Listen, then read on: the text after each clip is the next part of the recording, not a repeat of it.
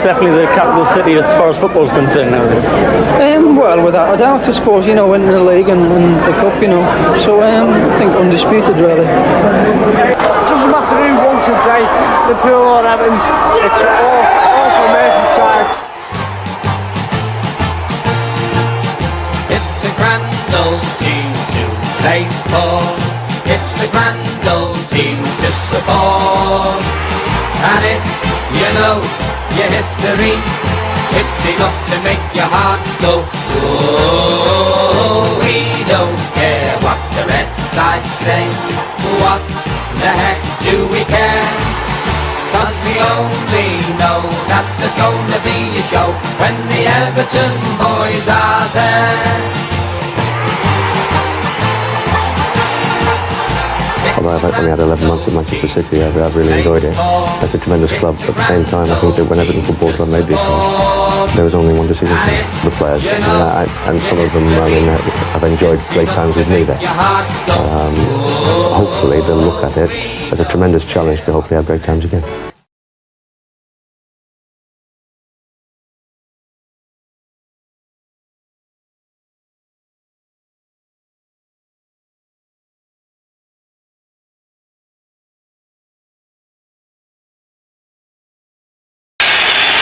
How's your nerves, Steve Bruce? This is a big, big penalty.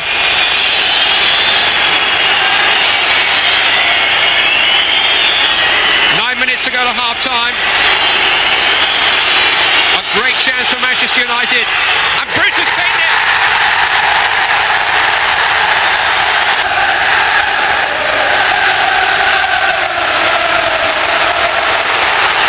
Hughes. He'll try his luck. It's in!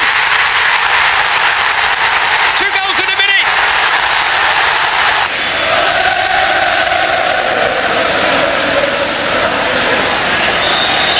Webb with the corner.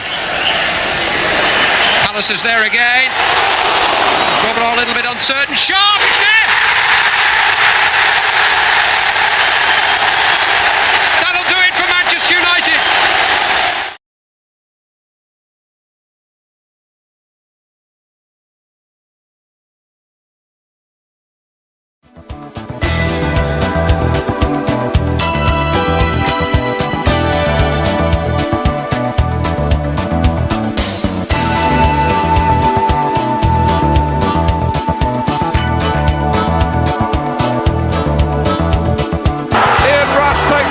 Southall, and off the line by Hinchliffe, Beardsley. Nicol is limping. Sharp! It went through Rotherham. For the first half. Beardsley finds it free.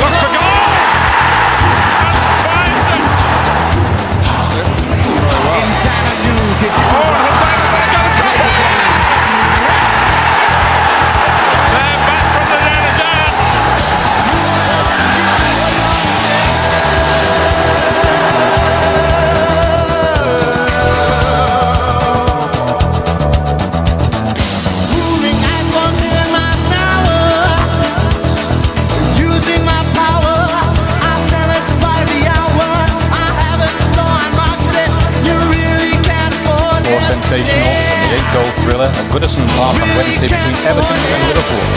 Kenny Dalglish's resignation yesterday proved us wrong. Did you know before that game? Yeah. Did you? I was thinking I think I need a rest here. In the front line and for 20 years, and it's just really a result of 20 years active involvement in football at a very high and successful level. That really kind of reached the person has pushed himself to the limit. What did you try to do to dissuade him? everything possible, but not only dissuade him, but also to attempt to ask him to sort of, could he, carry on for a short while towards the end of the season. Did you offer him a break with a chance to come back? Yes, but he made the point it wouldn't work. If Kenny was missing from the game at Luton, he wouldn't. There'd be speculation where he was then.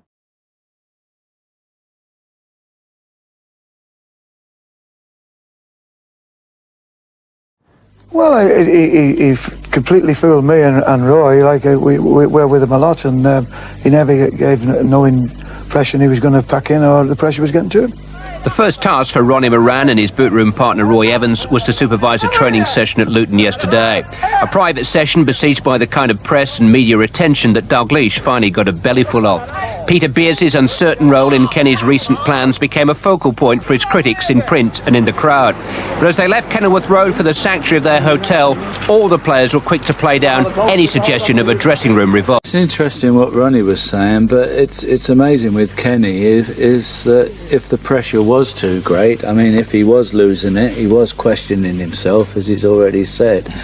And if it was the end of the road for him and he felt that way, one's got to respect his decision, even though it is the middle of February and not May, as everybody would like it to be. Well, people want him to go on simply because they want, Liverpool fans obviously want to see the club carry on, stay at the top and stay in the cup. But if things were caving in on him, that's right, as obviously they have been, then that's right. I think he's quite entitled to say enough's enough. I think absolutely, and I think he's made the right decision if that's how he feels. I mean, he has been under enormous pressure. He must have been to have made the decision, particularly, as we say, in the middle of February. But I'm sure it's the right decision in the context of how he's made it. Yes, John Barnes was saying that he's a very private person, and we know that from our dealings with the media with him. I mean, he keeps everything to himself, and that is maybe the problem, Jim. I think some managers are very outgoing, they're very chatty, they like to talk. Kenny didn't. Kenny always found it very difficult to deal with the media. We know that. He found it difficult to handle people like you and I who have been in the game. It was always a difficult one for him. We have our arguments in the dressing room, as every club does. Nothing's gone overboard and everyone's still speaking to each other.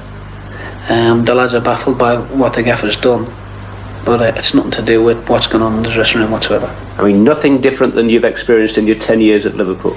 No, it's probably been a bit milder this time than anything.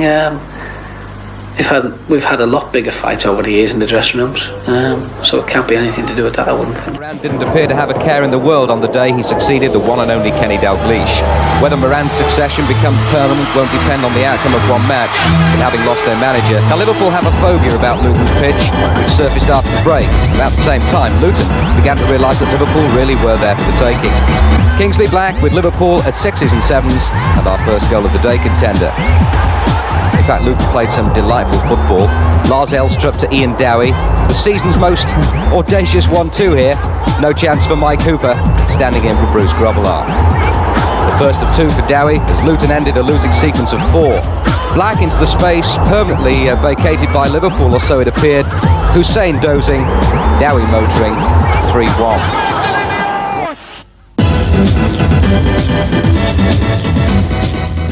Liverpool teams then when they get beat, but when they win, they all come out. They all come out like we've won, all like that. But when they don't win, they go to ground. It's like all the wins, you know. The lad next door but one, he won't show his face. I won't show my face if Liverpool gets beat. The door won't get open. He'll be banging on the door for me to open it, but I'll be doing the same to it, so no chance until tomorrow. The door will get open tomorrow. He must have got out of the bed, must he? I think the only one he's up next Sunday. Well, as long as he's up today, I hope. Everton win, Liverpool get beat. The next 3 weeks, they get beat again. So we're at Wembley. That is John Barnes. And I think he's an Evertonian, and he's also a referee. And he gives you a little bit of criticism. You'll have this one today. You win this one next week. Think so. So what would your message be to John before this FA Cup derby? First by Sharp, then by Watson in behind. Nicole Keogh! It's an extraordinary save by Rotherham. And it's 4th then.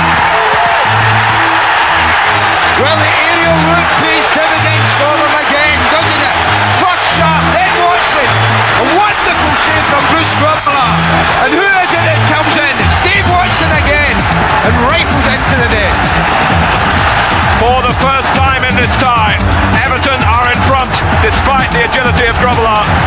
Mulvey couldn't deal with the ball as it came off the goalkeeper, and it was the other number 5, Dave Watson, a former Liverpool reserve, who thumped Everton into the lead. The sun really dipping down, over the top end and making it a little bit difficult for Grobbelaar. He's got that jockey cap on though. Actually, the conditions aren't ideal for football today. Probably what football take more than anything. It's quite a windy day, and also with that low sun, it's most uncomfortable. Merson. Oh, that's a good ball. Smith playing him back in now for Paul Merson. It's a goal for Arsenal, and Merson has scored it. He's going to be saluted by the Arsenal crowd, and the referee pulled him away from that. But it's in the back of the net for a goal for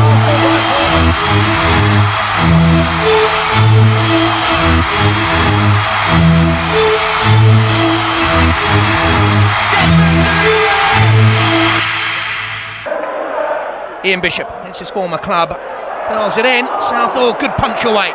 Breaker follows up for West Ham. Foster, 1-0 to West Ham United. Timmy Breaker, nice turn. Poor clearance by Dave Watson. Houghton, Slater, Stuart Slater, 2-0 to West Ham United. And Stuart Slater, who's run them ragged all night, puts the Hammers firmly in the driving seat now.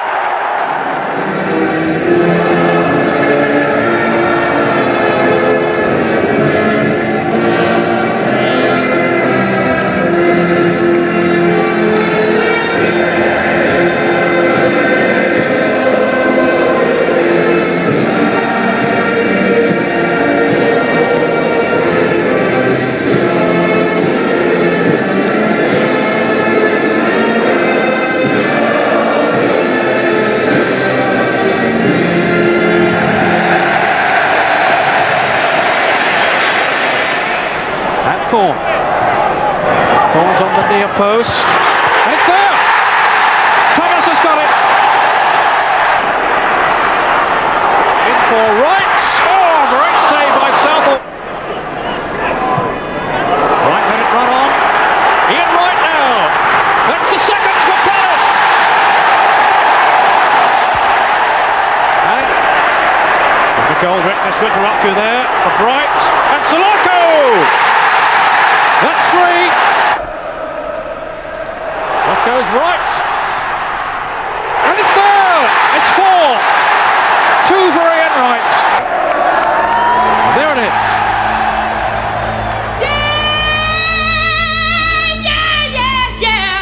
Peace in the valley, peace in the city, peace in your soul. Yeah. Peace in the valley, peace in the city, peace in your soul.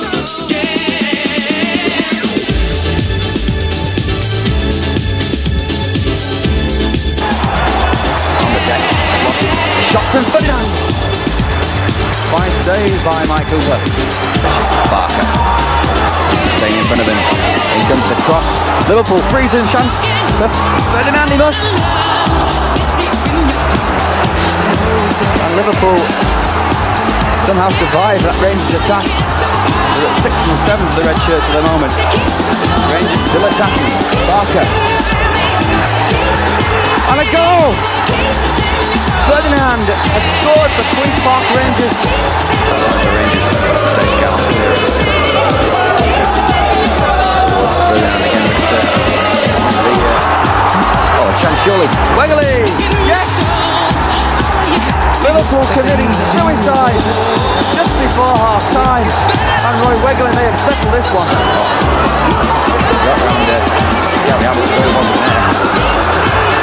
Nice through ball, but Ferdinand takes his time, there's nothing to rush for. Whips in the cross, and the strike at the back by Nico. Oh! Wilson! Clive Wilson has scored and Queen's Park Rangers have sealed. Thompson gets the equaliser they deserve after 34 minutes. Mickey Gin's pass reaches clear on Liverpool's goal. Cooper blocks the shot, but Mickey Gin hopes it home from close range. And Liverpool missed the chance to close the gap on us.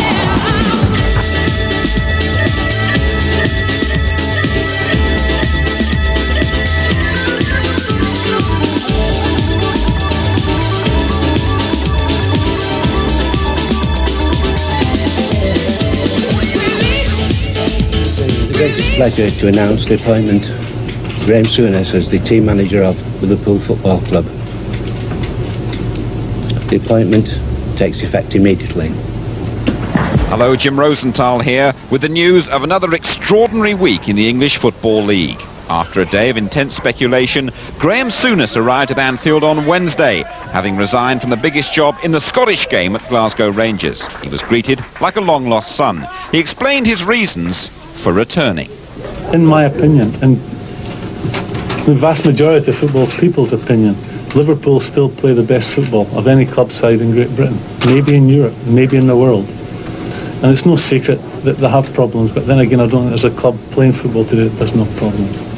And hopefully, between now and the end of the season, we can go on and get results that may end up with us winning the championship.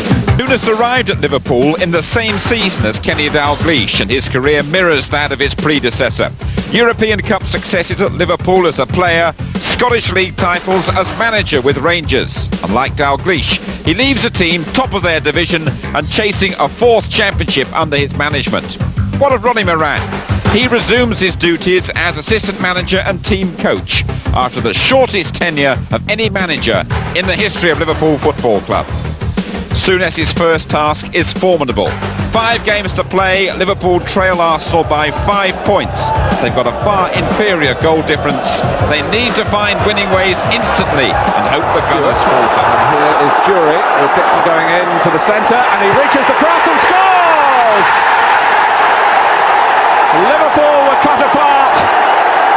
Kerry Dixon found the perfect header after Gordon Jury had supplied a superb cross. And Staunton have played Jury onside. Dixon in the middle, and down goes Jury. It's a penalty. Foul by Houghton. Houghton's displeased at the decision, but it's given Dennis Wise the opportunity to add to Liverpool's troubles. Wise a scorer for England on Wednesday, and a scorer for Chelsea here. And it's all going wrong for Liverpool at Stamford Bridge. And Dixon is free, he's onside. Is this 3 for Chelsea? He's round Grobbelaar, the goal is there, and he can't find it because Chelsea looking to hit back. Oh, and it's in, they have done! Kerry Dixon! Grobbelaar didn't get there.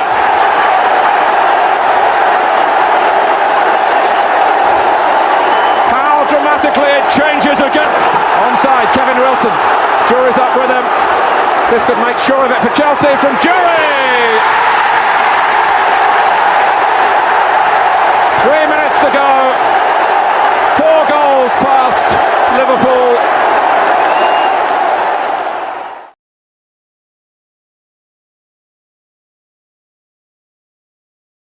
Champions this afternoon before their game with Manchester United had even kicked off. Liverpool's defeat at Nottingham Forest earlier meant they couldn't catch the Gunners. Tonight at Highbury, after their match with Manchester United, the Arsenal players displayed the trophy they'd won for the 2nd time in 3 years, overall the club's 10th championship.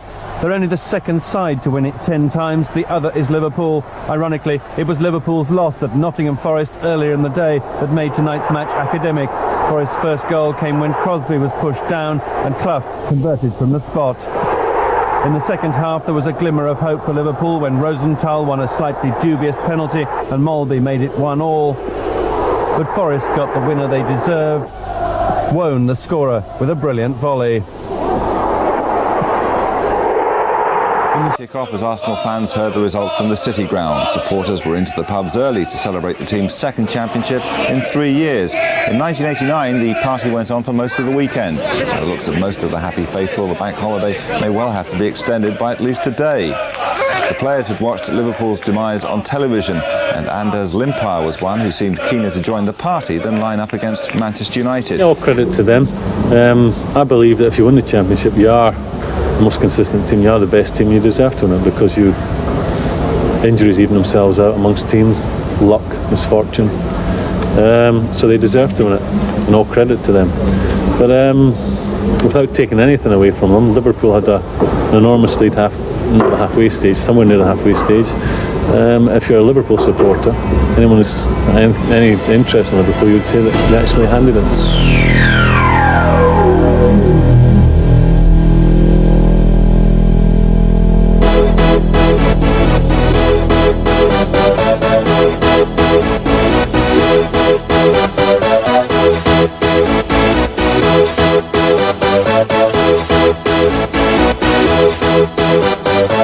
Y'all ready for this?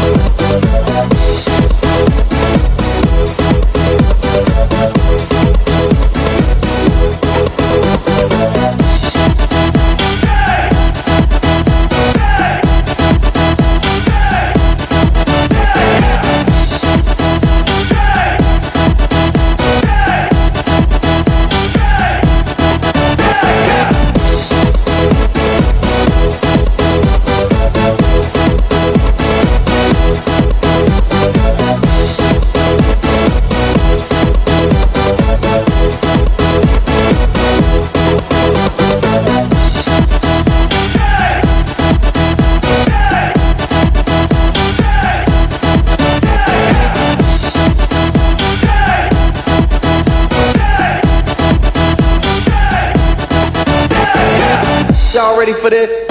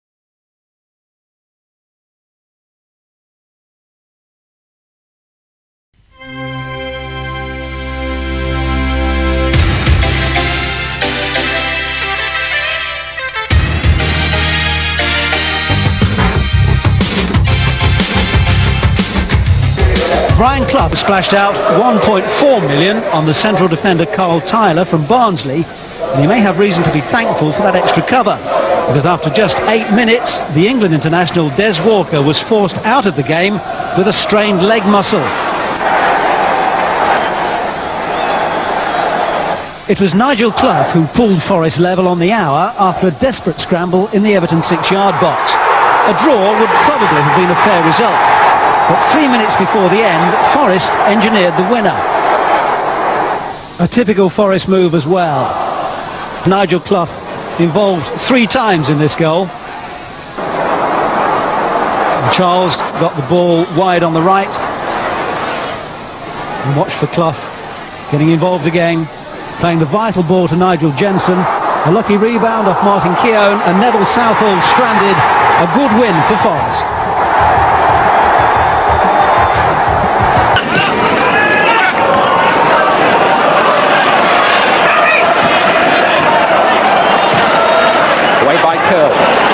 Quinn, helped on, David White, onside, clear of Gary Ablett. He scored! 29 minutes gone, David White gives Manchester City the lead.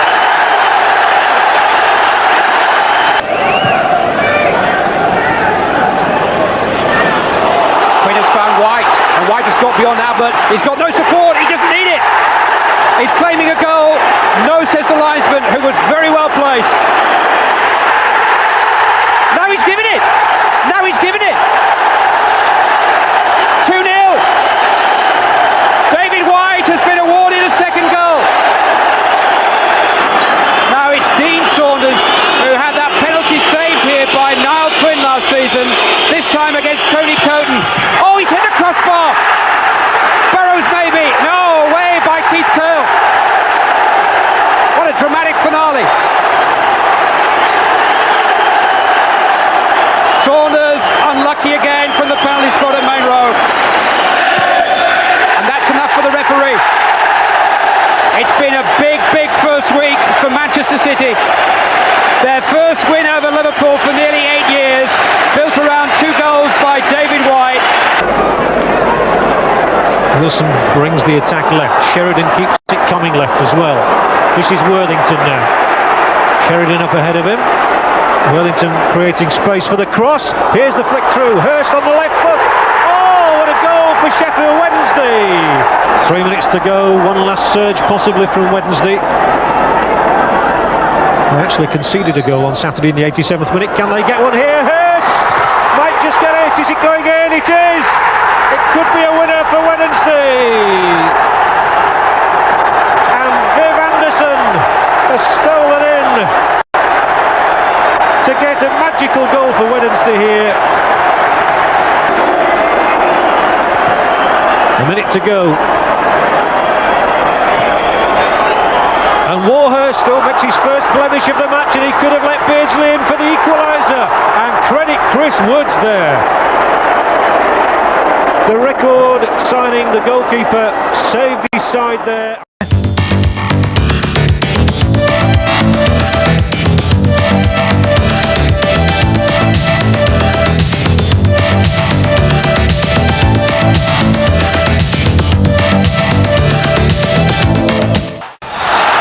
Contrive. Chris White's gone up and gets in there as well. Grobbelaar down on the ground. Chapman cleared off the line. Not clear yet. Grobbelaar has it in his hands. And Lee Chapman raising the first cheer of the afternoon, really. Chapman has done really well there. He's found Strachan. Strachan in the area. Could he finish it? He's taken a deflection and just gone wide. Impish work from Gordon Strachan. Chapman's gone in there. White is with him as well. It's coming to the near post. Grobbelaar up. Dorigo here. A scorer in the last home game. It's come through. And Leeds have got the lead through Steve Hodge.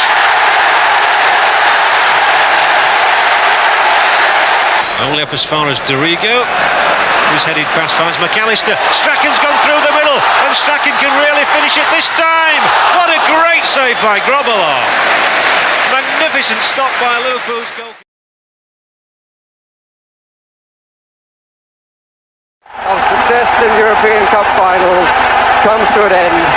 Juventus create history by becoming the first side to win all 3 of the UEFA tournaments. The 1 goal in this European Cup final scored by their Frenchman Michel Platini from a fine move which he ended by scoring from the penalty spot. But this is not a night when football will be remembered. The official figures of the tragedy which occurred before a ball was kicked. 36 people killed, more than 200 injured, and 15 of them seriously. За пределами штрафной площадки арбитр удалил с поля вратаря.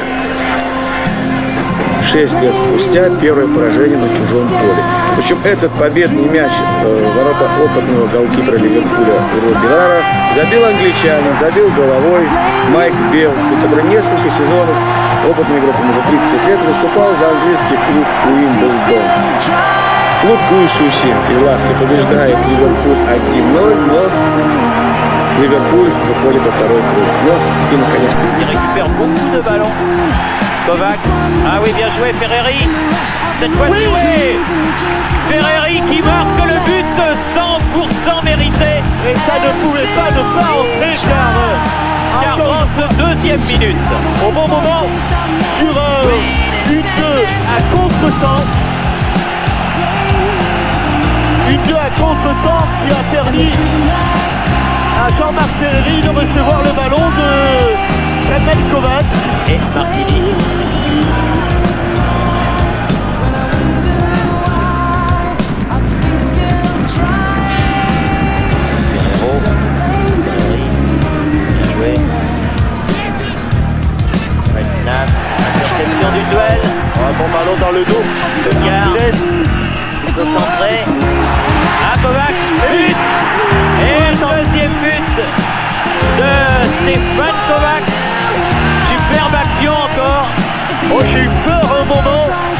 quelque chose, siffle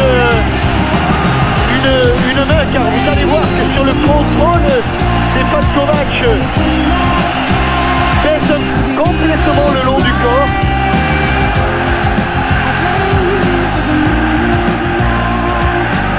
Il aurait pu influencer monsieur.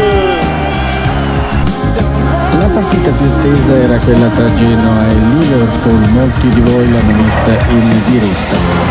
Vittoria per 2-0 della squadra rossoblu dopo aver sfiorato questo gol con il cecoslovacco Scuravi. È arrivato il gol di Fiorin, un gol molto bello, vedete Aguilera, Fiorin al volo di sinistro.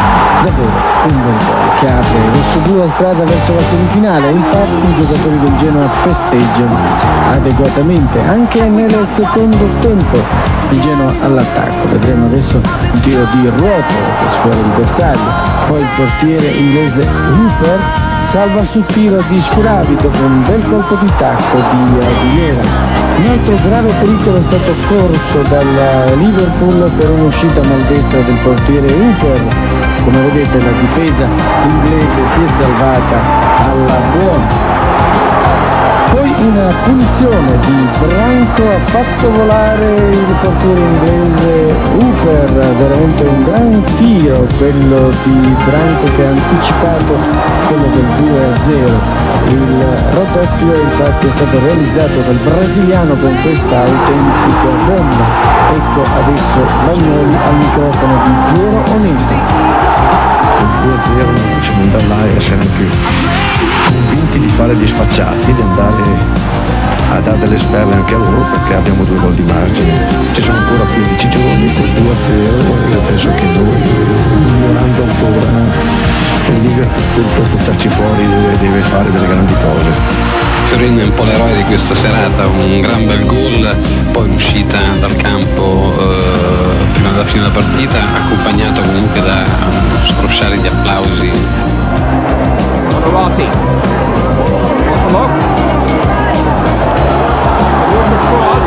Aguilera, and that's 3-0 back again now.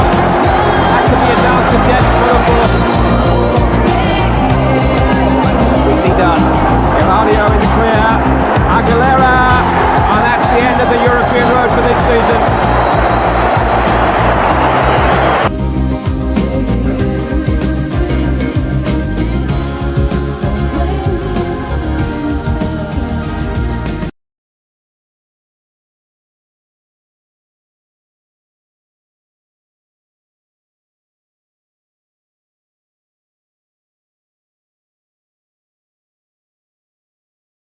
Harvey, and he's now in his second spell as manager.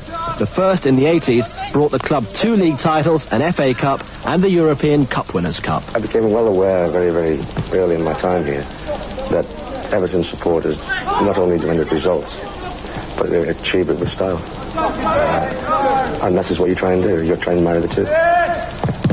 When you're a manager of a big club, I mean, people need to see progress being made, and they need to see a possibility of something great happening again. Unfortunately, the early part of the season, we've had our highs and then we've had our lows because we've beaten most of the top sides, but we've not followed it up with consistency. And that's something that we've got to achieve, but we're not far away. I think that Everton certainly had a problem after Howard left, and I felt that at the time it was such a boost to the city of Liverpool for Howard to come back that it had to work. And, you know, it's almost like Howard Kendal revisited. When he first came to Everton, he had problems, and he was close to probably losing his job in many respects. Turned it around, and I'm just starting to see signs of what happened in the first time round. You know, they've just won a few games on the trot and things are starting to look good.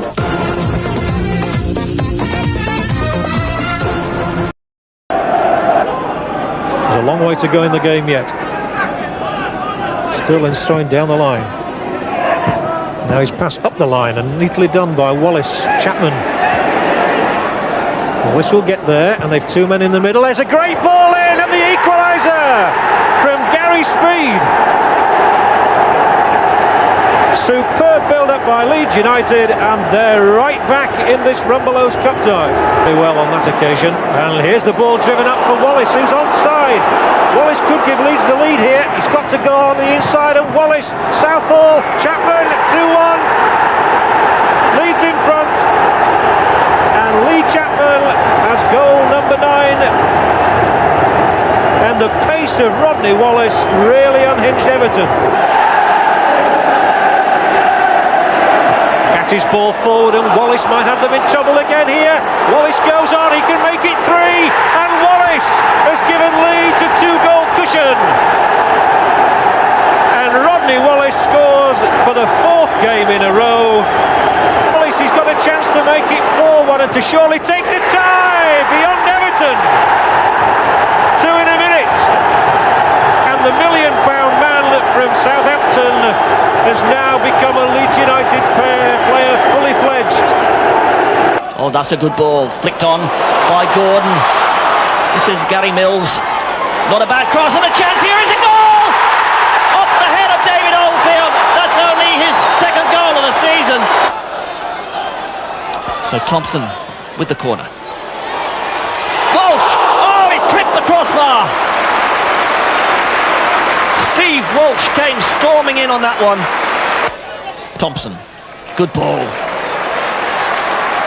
Oldfield making a diagonal run. Cross coming in, Watson with the header, turns it away, but a chance here. Thompson with the shot, he scored! What a goal from Steve Thompson! From what, 35 yards? And Thompson beats one of the best goalkeepers in the world, Neville Southall, with a superb shot. It's Leicester City 2, Everton 0 for Kitson. There's nobody in the middle at the moment. He's held it well, supports arrive now, drives it across, on! Southall's dropped it, the ball in, certainly, surely that was over. Semblance of pressure that Stoke mount is greeted by tremendous vocal encouragement from the opposite end of the field.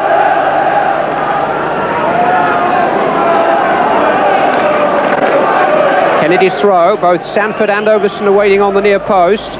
Grobbelaar thought about coming, then went back. This is Lee Sanford, and it's turned away for a corner kick by Nick Tanner.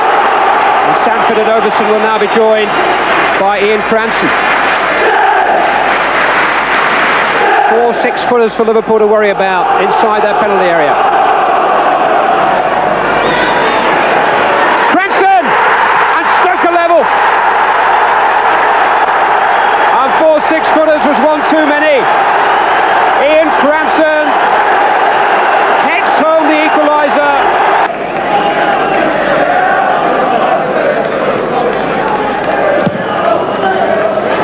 Fowler ball towards Kelly. Howard across the cover. He short-changed Grobbelaar, and Tony Kelly has equalised.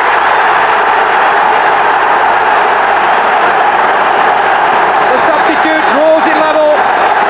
Just 2 minutes to go. It's a dream ticket for those Stoke City fans.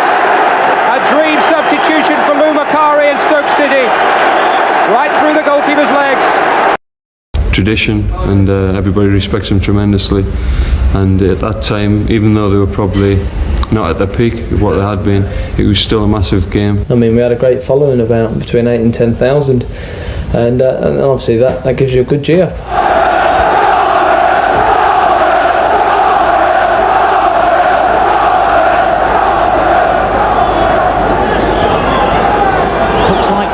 Post is the likeliest target for Simon Mills. That's where there's a pack of players, and it's gone towards the head of Robin van der Laan, and the Dutchman scores for Vale.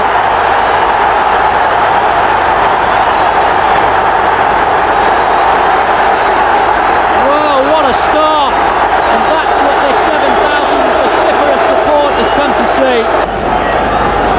Yarling.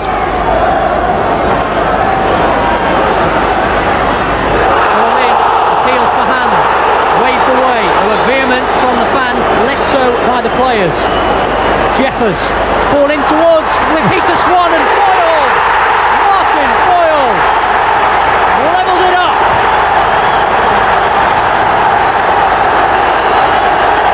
They're off the bench.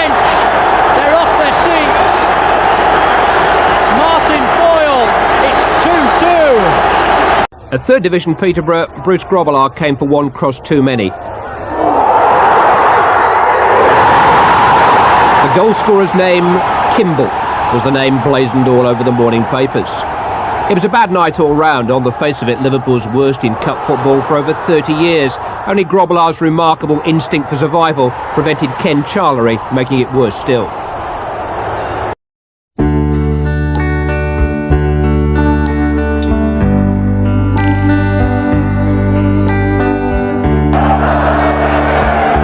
Driven in this time, flicked on York, and a touch there by Regis. He drops to Daly. Daly, right foot shot, superb goal from Tony Daly. Well, Daly. Match coming up on Tuesday night against Manchester City in the Rumbelows Cup 3rd round. Now, and he's onside. Could this be the first goal? It's Dennis Bailey, shoots, it's in, it's 1-0. Great goal. The referee says play on. Sinton recovers well. Still Andy Sinton. Rangers fans cheering their team on. Here's Barker. Good play. Back to Simon Barker again, who may have the shot. And he scores! It's 2-0! A wonderful goal by Queen's Park Rangers. As Bardsley, over it comes. Still in the area. Simon Barker's there. Comes out to Holloway. Holloway to Sinton.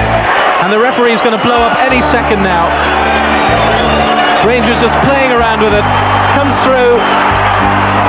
Simon Barker, have a shot. What a goal! Simon Barker! To Southgate. Put his cross in. And Gabbiadini has got his shot in. 1-1. Roger will take the corner. Young's flick has found Thomas. And Jeff Thomas there found a winner for Crystal. The Swedish international then to take the corner that he earned himself. And it's turned in by Limpar and held his position, looked along the line to stay onside. And a clinical goal for Arsenal for right again. Dixon. Pass away, and what a dangerous pass it's turned out to be. Limpar. And for Arsenal. I was aware of the positioning of other players, and in this game all the Arsenal team aware of what Limpar can do. He really is in an impish mood. It's the same story. And here's Kanchelskis, he got beyond Leo, he got beyond Saville. Andrei Kanchelskis breaks the deadlock.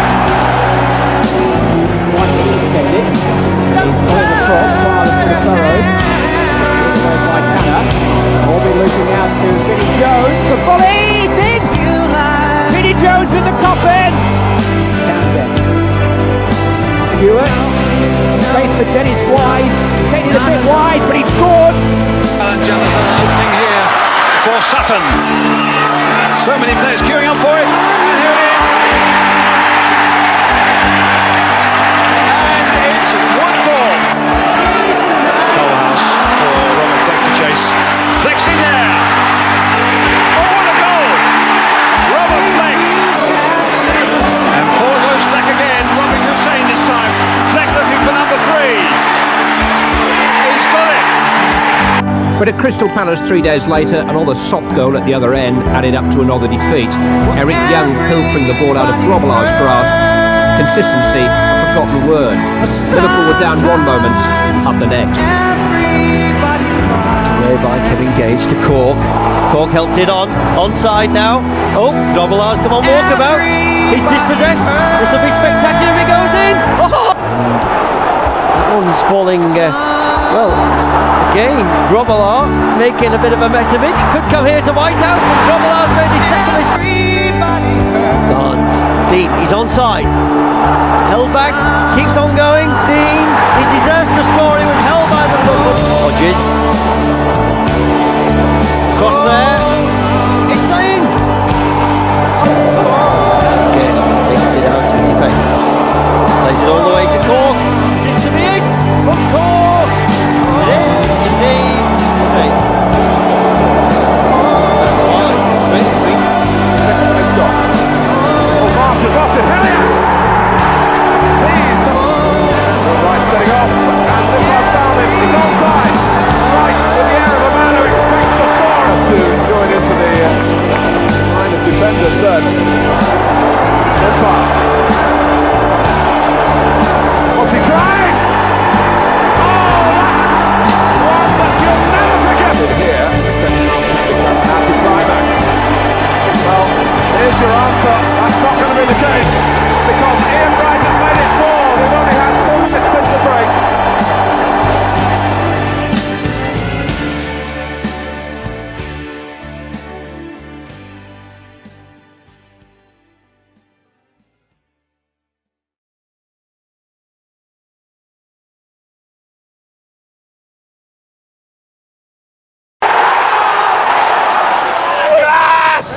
It was the biggest game ever played at Twerton Park, and fans arrived more in hope than real expectation that their team could pull off a serious cup upset. The police had more officers on duty than ever before, and for the first time they used a helicopter to send television pictures of the crowds direct to their control room.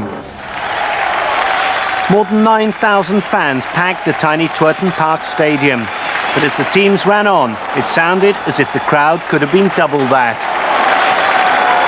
The match was of course a sellout, but many more fans watched from outside the ground. Rovers held Liverpool for the first half hour, creating just as many chances. Carl Saunders here, sending Bruce Grobbelaar down. But Rovers' enthusiasm didn't flag, and few in the ground didn't shout for a penalty 3 minutes from half-time. And not given. David Burrows on Mayhew, and they... Mayhew was just about to shoot when David Burrows' challenge comes in. In the second half, Rovers continued to show determination and considerable skill in holding Liverpool before showing them the way. Mayhew again causing Grobbelaar problems. The equaliser came after an excellent move by Mayhew, beating men before laying the ball back for Rovers' Carl Saunders to score. Mayhew again. Carl Saunders! Yes! He's done it! Grobbelaar can't believe it. The fans can. Mayhew does some excellent work down the right, and Saunders shoots well. Rovers could even have had a winner, but in the end had to be content with a replay at Anfield. Rovers were delighted. The recriminations in the Liverpool dressing room had begun. I'd like to think that it's a night that the supporters and people of Bristol will savour for many, many years to come. Was it one of your best performances of the season? I think it has to be ranked as that, really. I'm obviously disappointed a little bit that we didn't win the game, because I'd set out to win every game we play. But at the end, we go back to Anfield. We're not out the FA Cup yet. We're still in, and we go up there with a great deal of optimism. It wasn't so smooth. Having survived a tricky passage at Twerton Park, it was all they could do to resist a Bristol Rovers boarding party in the replay at Anfield. That's right. It was nearly to Mayhew. It's to Carl Saunders, in fact. Good volley. Oh, yes! What a start for second division Bristol Rovers. And it's Carl Saunders again. Meanwhile, we're still finding it hard to look like well-organised favourites in a diminishing field. At Ipswich, John Walk's header was only inches from removing the need for a replay. Frustration for Walk against his former teammates. At Anfield, 1-1 after 90 minutes, then extra time. This is Jason Dazelle. Mickey Stockwell. Dazelle's through the middle. Good ball. Jason Dazelle on here for Ipswich. Grobbelaar saves Dazelle. It's 2-1. Would you believe it there? Warren Neal. Oh, that's a good-looking ball. It's Anderton. A real chance for Pompey. Darren Anderton. It's there.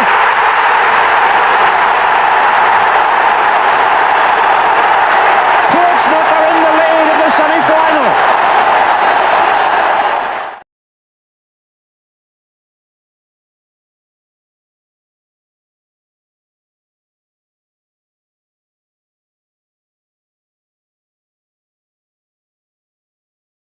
Graham, first of all, the question everyone's asking all over the country, how are you feeling?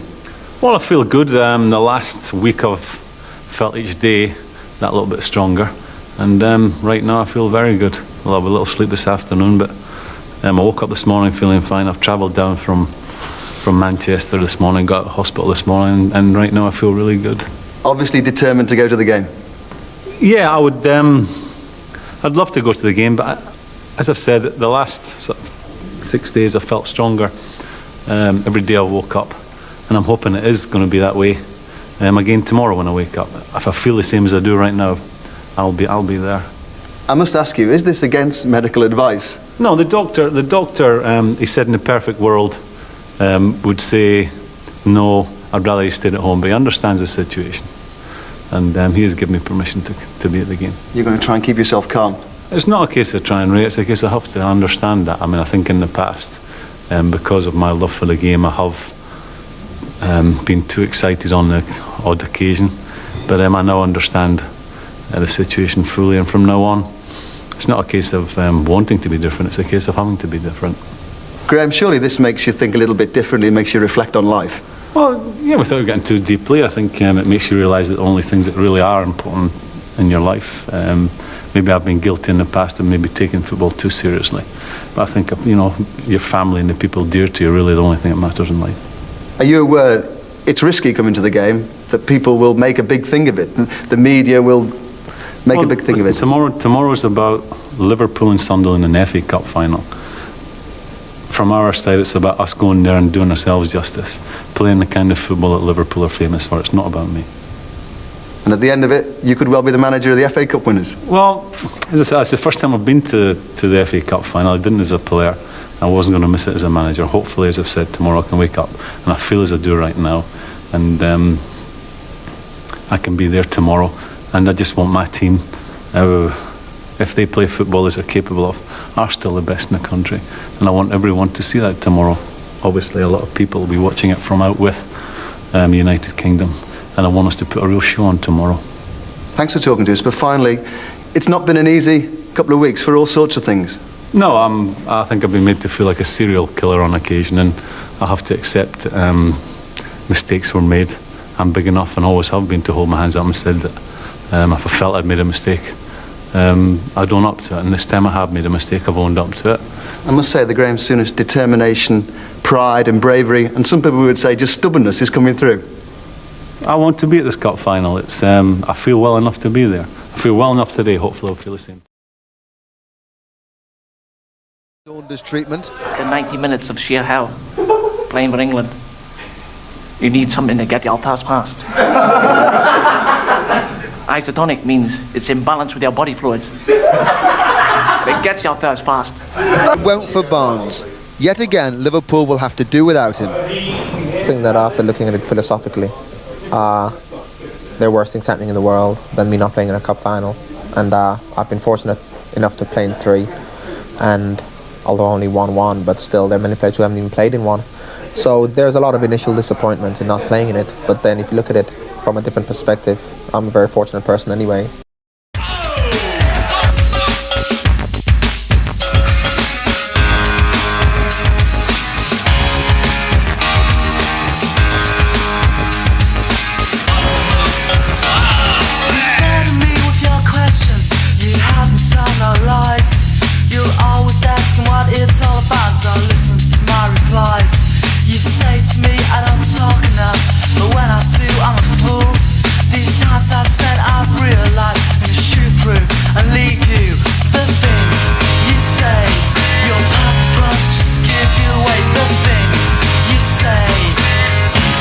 You're unbelievable.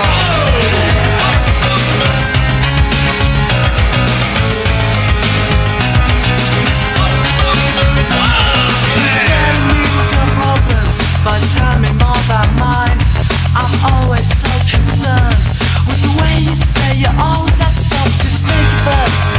Being one is more than I ever know, but this time I realize I'm gonna shoot through and leave you. The things you say, your purpose just give you away. The things you say, you're unbelievable.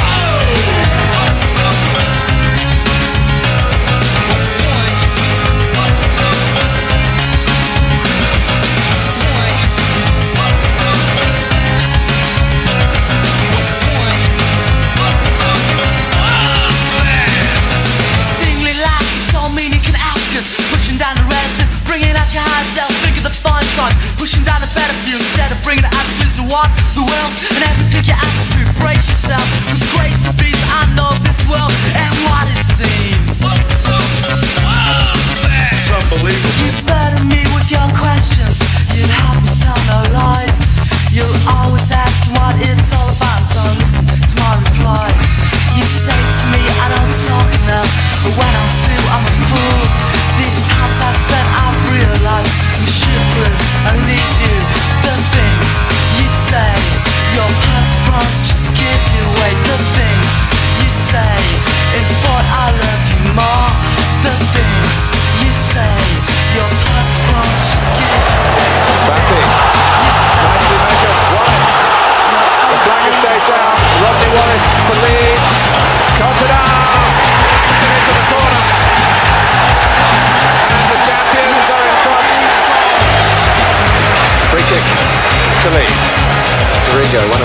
Spurs leaves it to McAllister. Cantona, good jump, excellent jump, good shot. What a shot!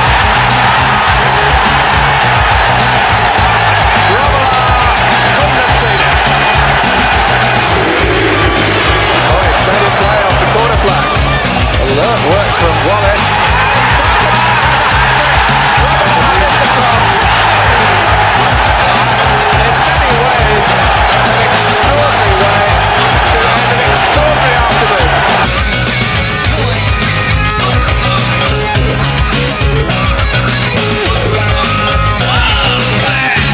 You're unbelievable.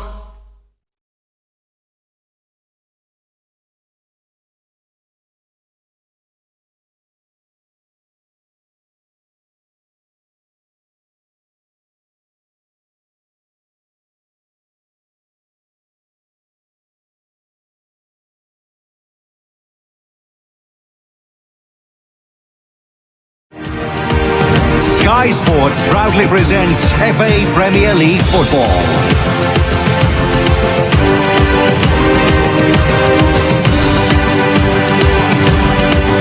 A whole new ball game. Ford Super Sunday. Exclusively live from the City Ground. Nottingham Forest versus Liverpool in association with Foster's.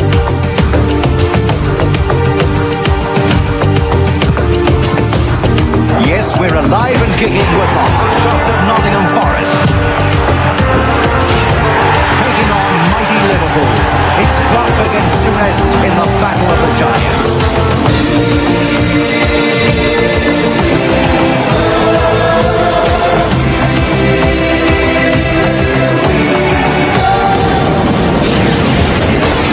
Ford Super Sunday.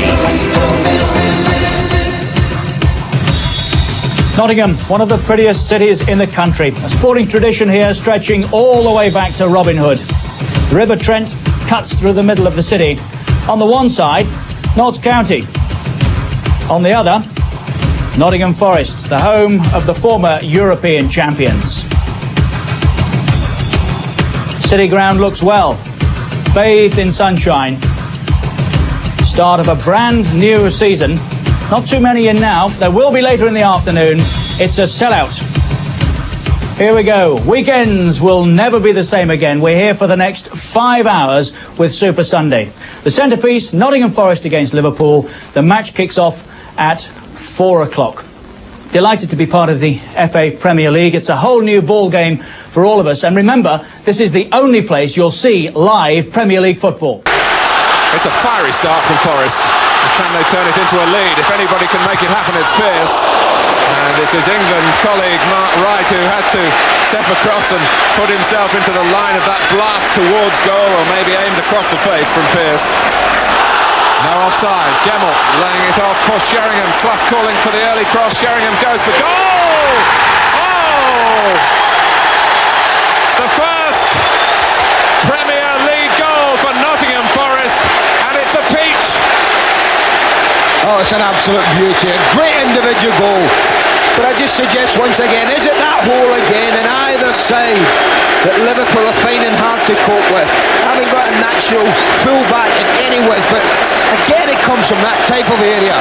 There it is, the ball's played wide and no one's there.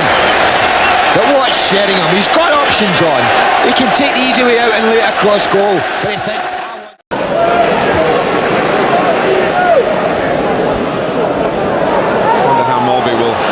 With the early pace, there's an offside against Wright. His chip is encouraging for what he might achieve later on. He's unlucky, he really is. If he'd had the ball a little bit earlier, made a good run, didn't run in straight lines but bent it a little bit, but the ball just didn't come quick enough.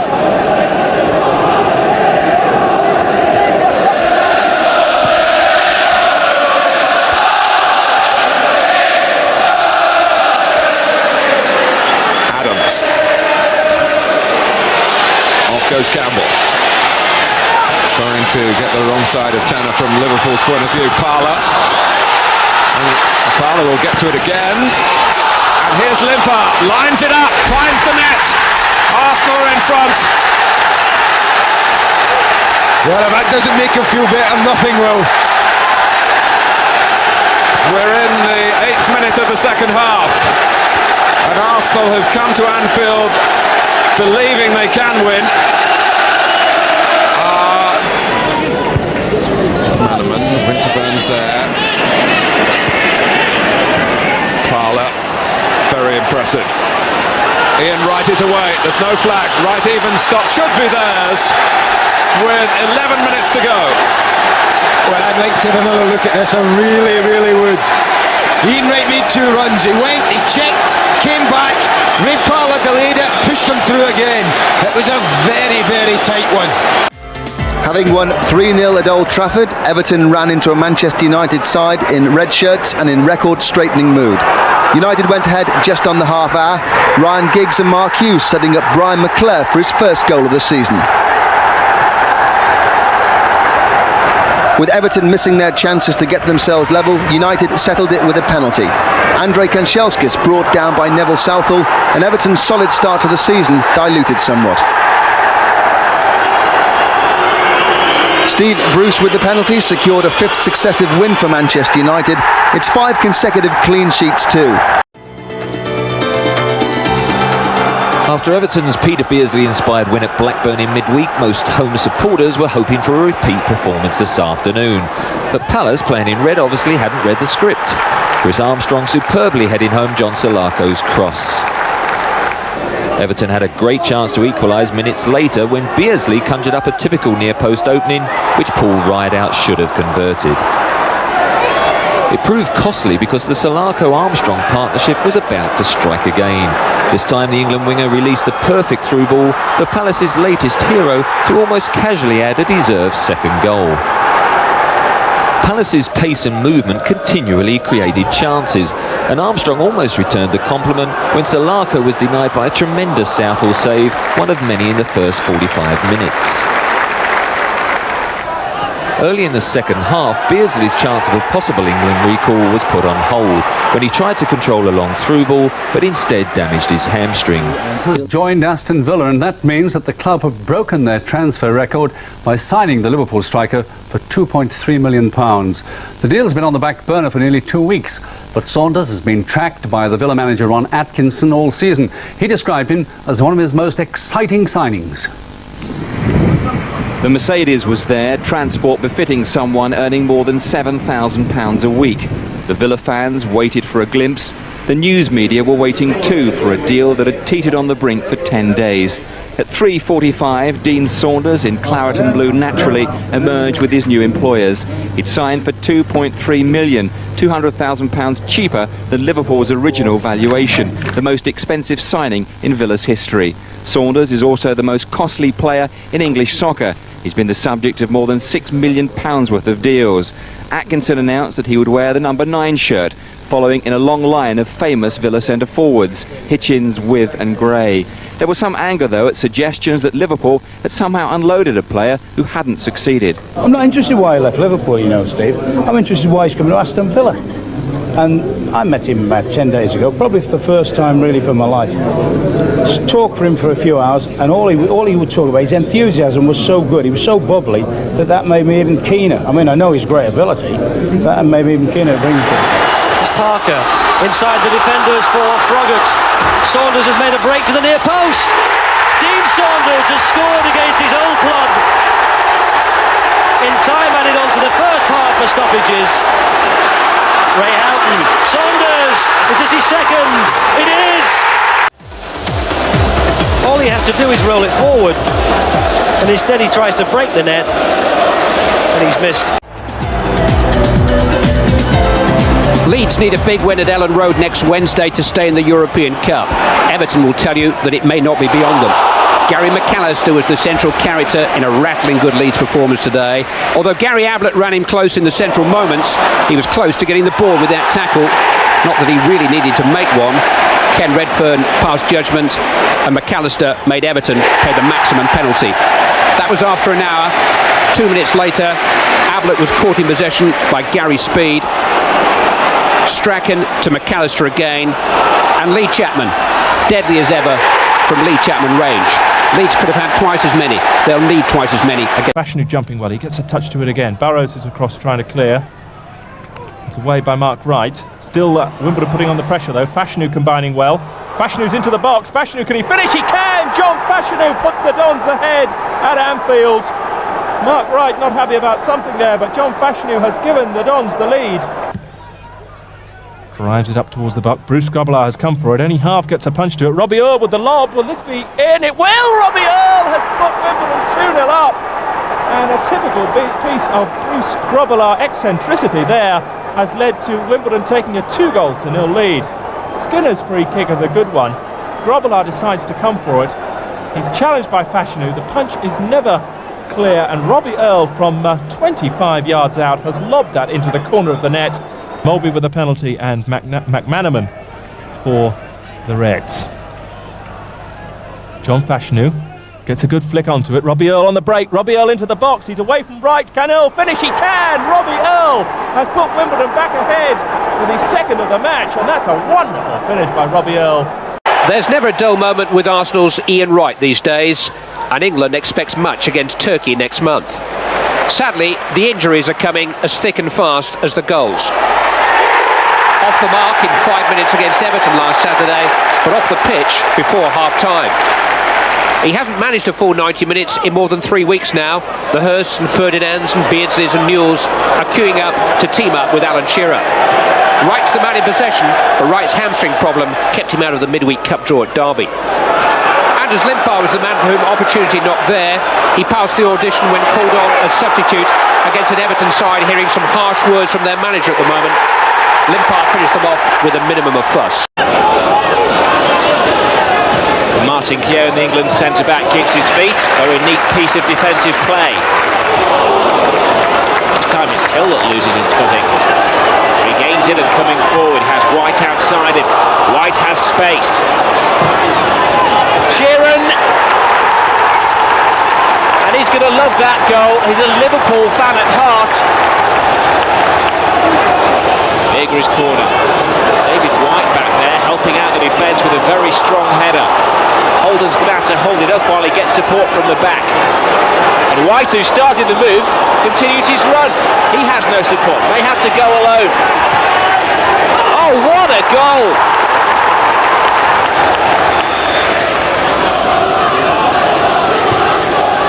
Tell high above wide out, as he has been all afternoon. Holden to Sheeran, decides to take up a goal-scoring position. And he's found one! Mike Sheeran's second goal of the game. 19 minutes gone in the second half.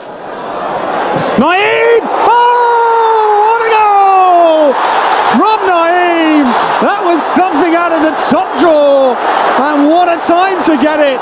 A first-time volley from Naeem. It's Tottenham 1, Liverpool 0, and Naeem with the goal. Well, this was a beauty. Didn't look to be too much on. And what about that from Naeem? That was a beauty.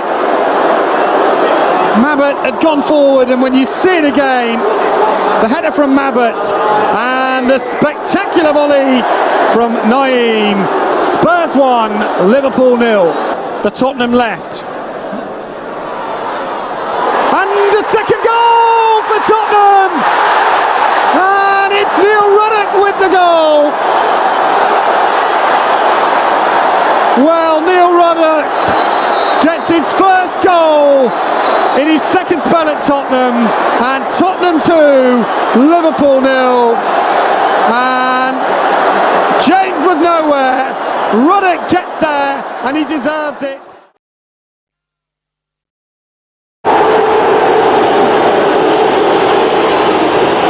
Well, something of a mixed reception for the home team, I have to say. The head-to-head league meetings, these 146. Everton have won 48, Liverpool 54. 44 draws down the years. The odds, Everton are 2-1, Liverpool the 5-4 favourites, 2-1 the draw. The first to score, Peter Beardsley at 6-1. You can get 7-1 on Rosenthal, McManaman, Barlow and Johnston. It's Everton against Liverpool tonight. Match commentators Andy Gray and Ian Dark. Thank you very much indeed. Peter Beardsley bidding to become only the second man in history to score for both clubs in Merseyside derbies. The other was David Johnston. It's not so much a religion, a football match here, is it? It's more like a religion. Families and friends divided according to their allegiances between Everton blue and Liverpool red. Liverpool's corner. Mike Marsh to take it. 7 red shirts in there. Wright is one of them! And he scored on his return to the side! It's all about digging in for them now. It's all about character. It's all about grafting their way back into the game. Well, Mark Wright, his 5th goal of the season. Back in the side because of David Barrow's injury. And, well, a great comeback for him. And now there are chants from the Liverpool fans to the Everton rivals of going down, going down. They're being taunted. Everton trying to do something about that, and this has gone in on the turn from Mo Johnston, and Everton are level. That's their answer. Well, that's incredible.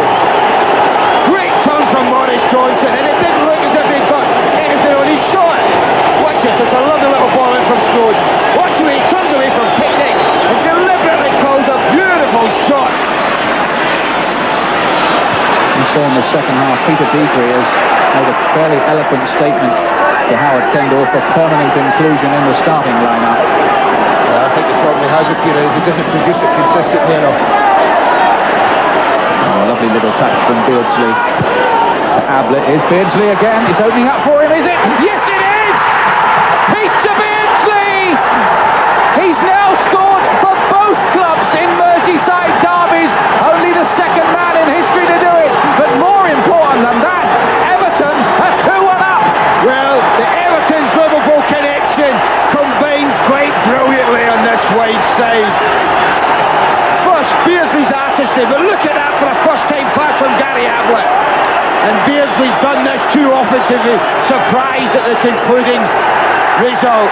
Just watch the way he controls it in an instant and picks his spot. Vale is really struggling now. He can hardly run. Well, he can't run. He's walking. Oh dear, and you just wonder now, 10 men or not, whether he should come off the field and not risk aggravating that anymore. Oh, he'll stay on. Look at how he's struggling, isn't he, though? Really, there's tight hamstring. And there goes the whistle. Everton have won it. It's only their second home win. It's the first time they've beaten Liverpool in a derby since 1987, 1988. That's what it means to those fans in blue. And there's no doubt at all about the Everton hero. It's the former Liverpool player, would you believe, Peter Beardsley, with a late winner. You think they've just won the cup final. This is how important I felt that this game was to Everton tonight. And Howard Kendal's players have provided him with a magical answer to all the questions that were being asked about his side. And there's your check on the match facts. Peter, only the second man to score for both teams in Liverpool derbies. What did it mean to you? Well, it meant everything, you know, getting the winning goal. I mean, overall, I think Liverpool obviously deserves to win, but that's derby games for you. It's remarkable that you should say that Liverpool deserve to win. Why? Well, they played great stuff. I mean, first half, they ran us all over the place, and second half, you know, they had a couple of good chances that they squandered, and that gave us the impetus to come into the game, and luckily we won 2-1. How did you do it then? How did you get that edge? Well, I think the fact that we scored so early after they scored, you know, that gave us a lift, and then, you know, they will probably drop their heads a little bit because they, at that stage, should have been probably 2 or 3 in front, but as I say, that's what happens in derby games, and we got the break at the end. Super finish by you. Tell us about your goal. Yeah, I played a ball at Gary Ablett over Rob Jones' head, and he played a great ball back to me, and nobody seemed to close me down, so I just saw the bottom corner, and luckily it flew in. I mean, that's what dreams are made of. You know, I couldn't believe it really. Oh, there's a great ball from Gary Ablett. Took me straight, and luckily it went in the bottom corner. Well pleased. Peter, what does it mean to the team? Hopefully that'll give us a big lift. You know, I mean, we have been struggling a bit, especially at home, but you know, there's no better feeling than winning a derby game, and hopefully that'll set us up for the rest of the season. Well done. Thanks very much. Thank you. Cheers. Everton 2, Liverpool 1, and the customary Monday night fireworks. What a fabulous second half that was. What a weekend on Sky Sports.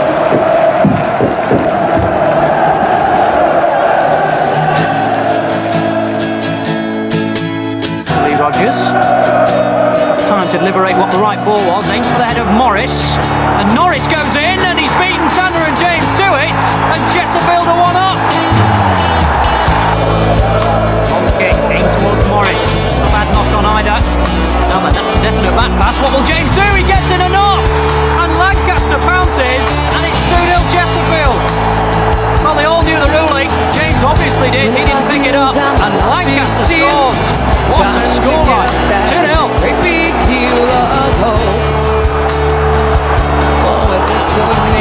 Away.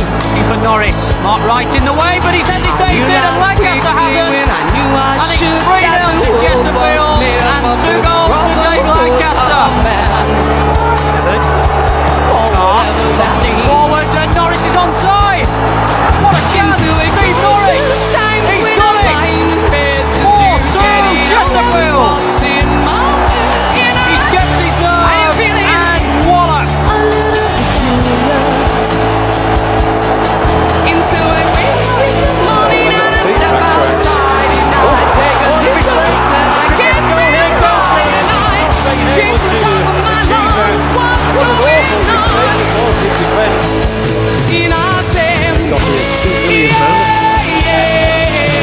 Regular partners up front to Peter Beardsley tonight. There's a great ball through. Is this a goal for Robert? It is! It's goal number 1 from the Bermudians.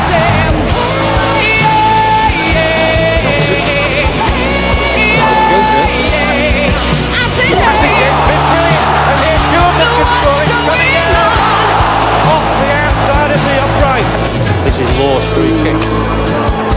Paul Barry got some good balls in, and that's a good one again. And Tom might get in.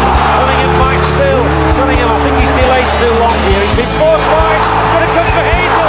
He's kicked off the line. It's Pickering, and it's over the top. Great ball. What a ball that was from Baxter. Cunningham again takes on the Everton defence. Whips it across. It could be 2. Off the underside by Gota. Everton survive again. Next in the FA Cup was acutely as the staunchest supporter of the club, John Fashion, who laid the foundation for a Wimbledon dressing room party when he scored after 35 minutes.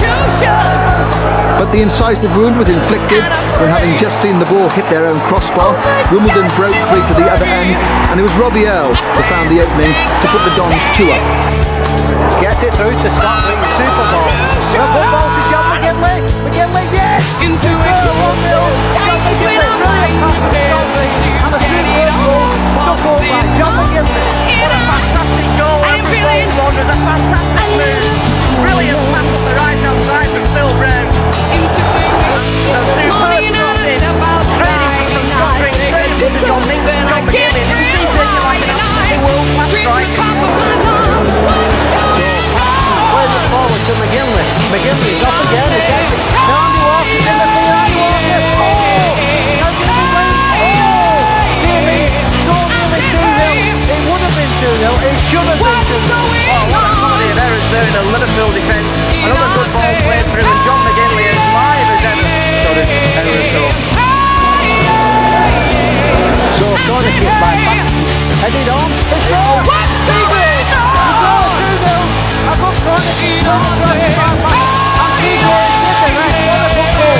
I hope there was going to be much more video of these in the editing. I know that we are dead in the middle. Those corner kicks. A lovely explosive corner kick in from Mark Watson, and again it was a flick on the near post. He's left, he put the flick on.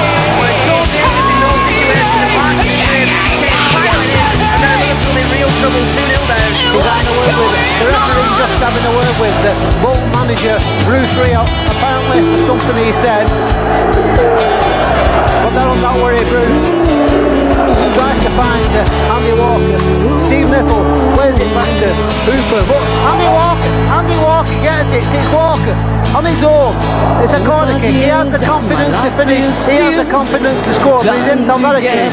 Oh, what's this goal he doing altogether? I mean, that was an absolute disastrous mistake from Hooper.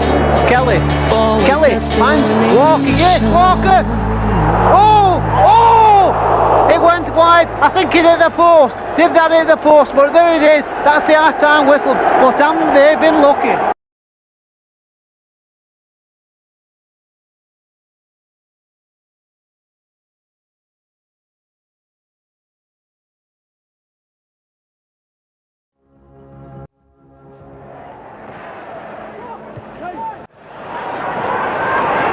Kelly, Walker, Harrison, Kelly over to Burke.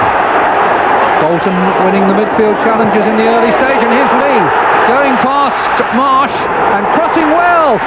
Beautiful goal! McGinley does it again. Magnificent. Good build-up in midfield, and once Lee had gone past Marsh, the goal was always on, but what a peach of a cross it was. Delivered on the run, left foot, didn't check, huge jump, but where was the Liverpool marking? There have been question marks about the centre of that defence all season, and they'll be posed again.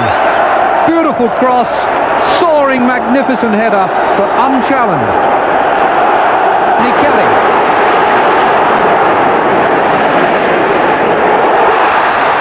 Good overlap by Brown. McGinley again. McGinley for Lee. Chased all the way. And now can he get past Beatnik? Beatnik was pulling him. And there was a potential disaster there for Liverpool. Hooper came for that. Lee first time this time. Chance for him to run now though. Plays it instead for Walker. And Walker in a lot of space. Saved by the left foot of Hooper when he was going for the inside of the far post. McGinley. Lee calling for it over this side. And is found. And goes past Walters.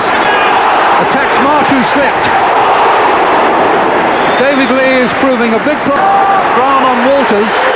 And it looked a little bit like a bit of own back for a challenge by Walters on Brown, by Thomas on Brown just previously. Now here's Lee away again.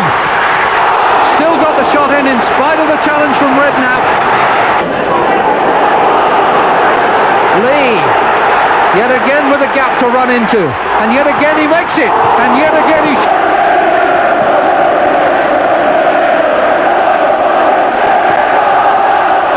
McGinley. From away from Bjornaby. Walker is free and has scored!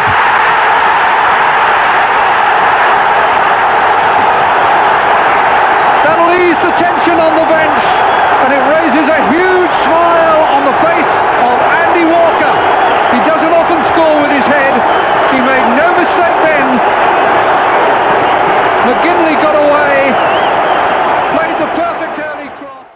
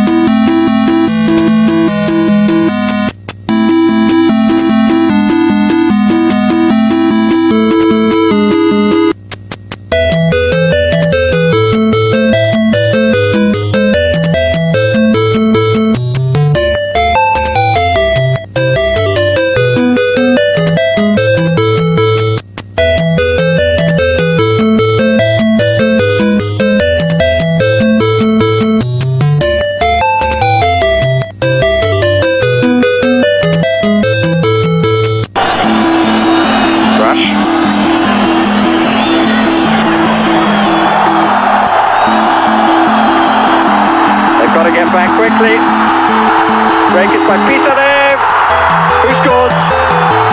They got really caught out then, Liverpool.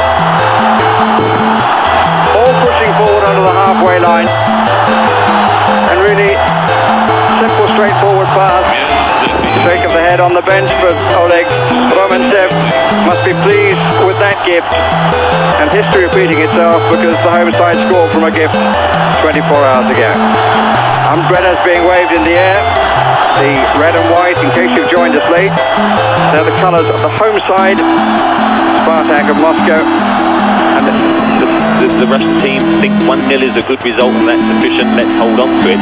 And you allow the initiative then to the opposition and they pay the penalty. For the record, the scoreboard in the Lenin Olympic Stadium, that's credit to the equaliser to Mark Wright.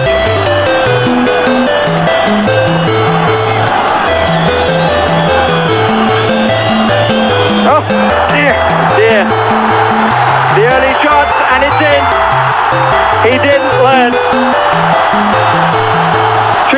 It got blocked out, so he changed his mind, lost his footing, tried to then play it to Rob Jones, and it's gone wide. And to his credit, kept his head very well, Carpin just slid it along the slippery surface, and there was no way back to Bruce Grobbelaar. All for referees who do that. Wright needed to make the challenge and hasn't. Let it go, that'll be a penalty. Brought down by Grobbelaar. Don't think the referee had any choice. Oh, and he's showing Bruce Grobbelaar the red card. Well, is he or is he not trying to reach the ball then? His arm came through. And in fact it was Radchenka who was caught, not Ledyakov. And Bruce Grobbelaar is sent off. And Liverpool have used their two substitutes, so they have to play for 7 minutes with an outfield player going into goal. They can't bend the rules that one or two sides have done this season by bringing off a player and bringing on a goalkeeper. They've already used the two allowed substitutes. Grobbelaar walks off. Carpin, who beat Grobbelaar once, now tries to beat David Burrows. Match absolutely packed with incident, but very strange.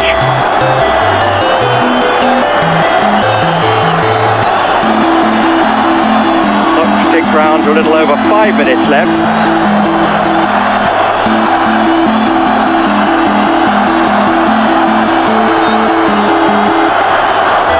Carpin will eventually take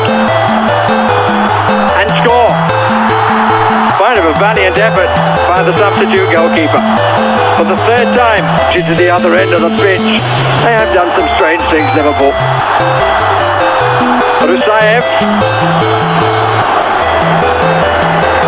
Carpin took too long. Mark Walters came back to dispossess him, but he hasn't put the ball out of play. There are still 4 waiting for the cross. Rusayev with half a header, and it's in on the far side as the ball wasn't cleared again, and it's 4-2 to Spartak of Moscow.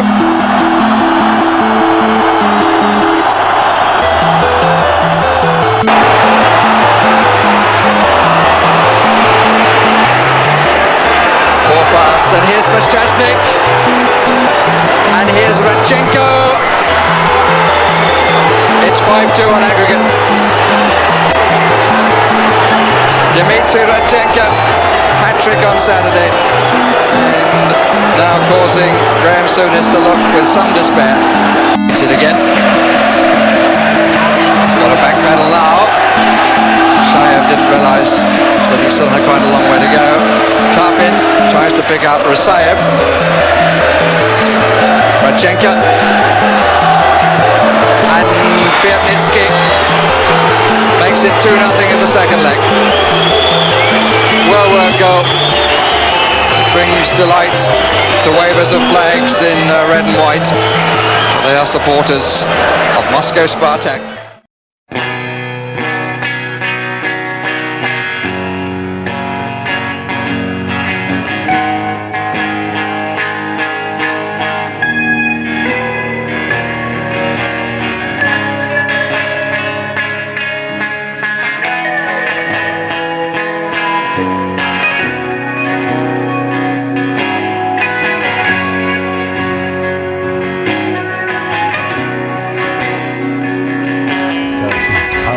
I've only ever known one thing, and that's to be successful in the game of football, and that's what I dearly want. I obviously have my critics.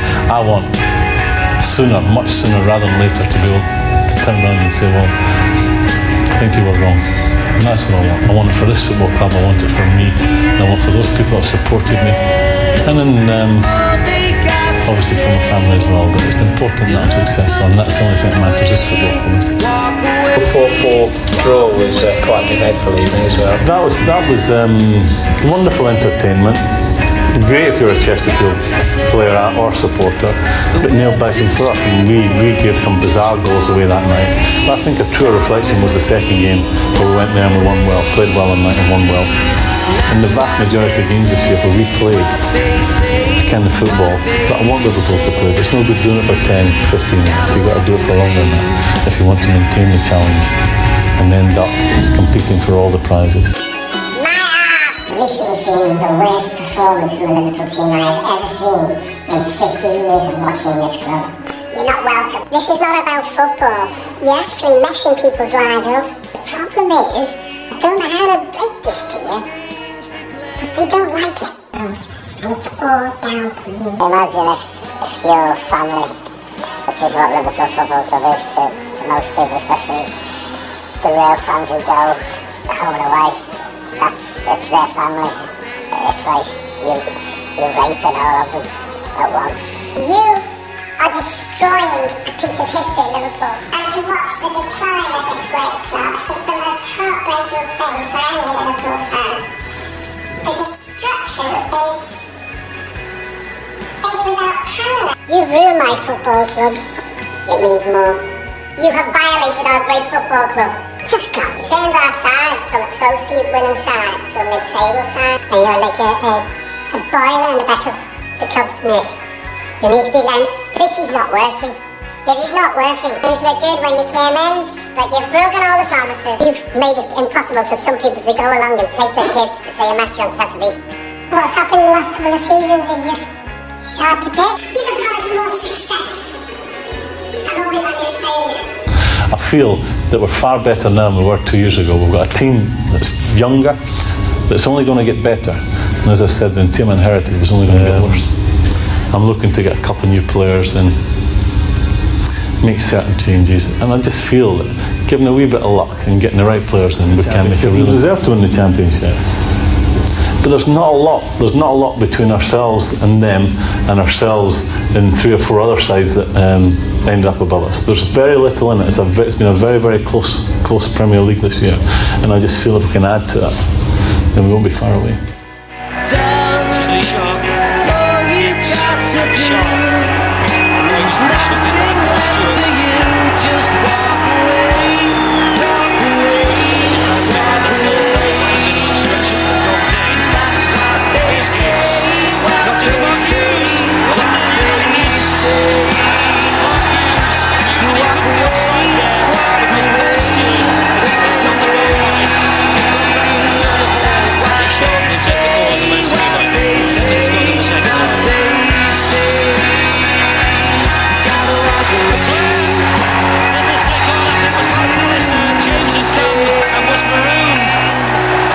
United's response to the goal from Rush, Brian McClare.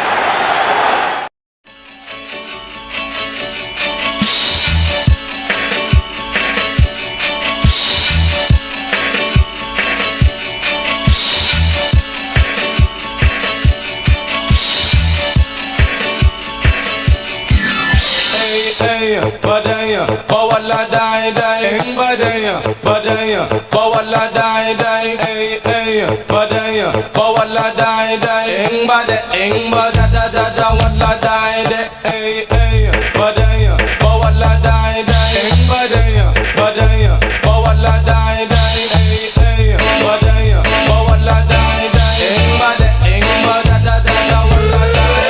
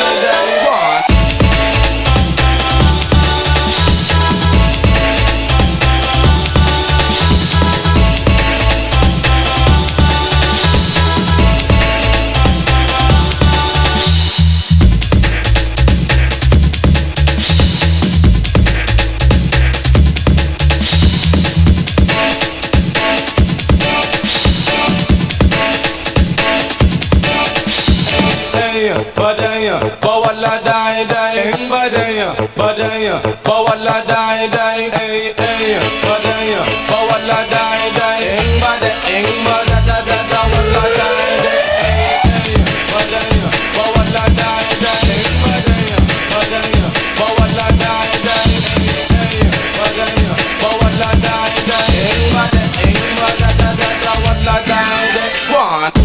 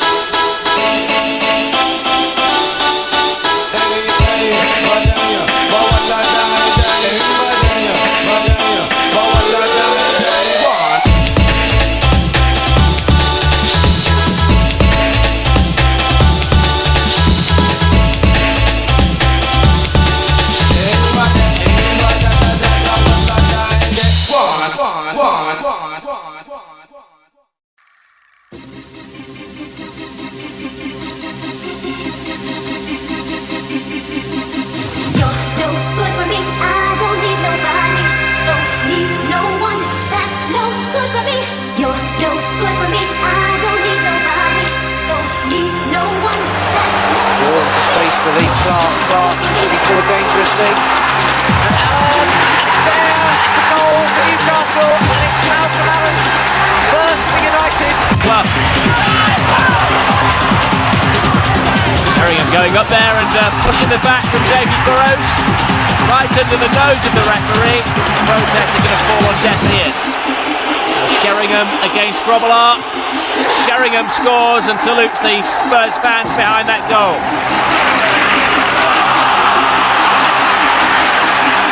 Attacking players. One of those is Dazelle, saved by Grobbelaar. Sheringham finishes it off.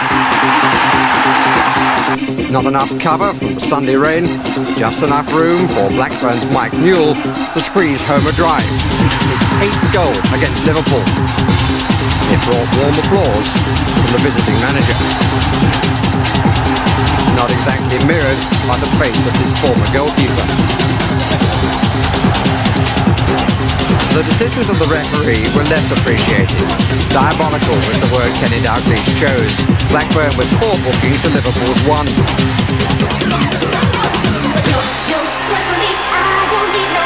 In a week to be noted for peacemaking, Neil Ruddock, number 25, seemed to have a style all of his own.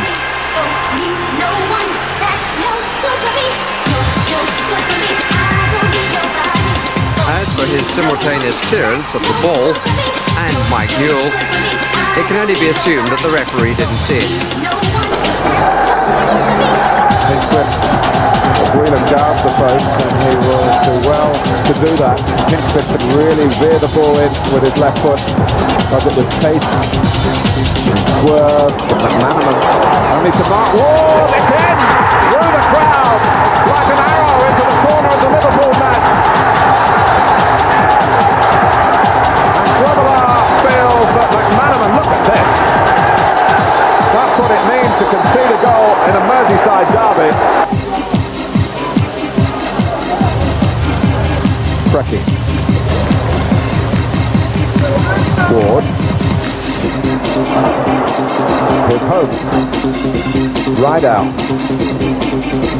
Blocked by Wright. Coffey. Can he get it back in? Tony Coffey. Tony Coffey still Coffey. The persistence plays off. And Everton now will believe that they've beaten Liverpool. 5 minutes to go.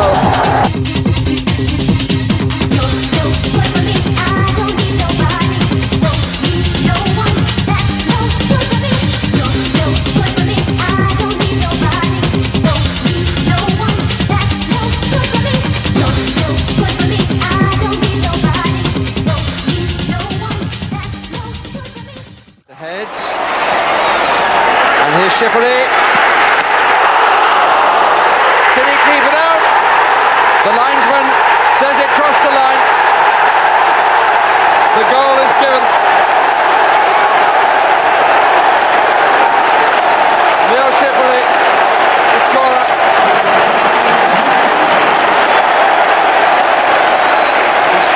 through. Grobbelaar did awfully well to parry.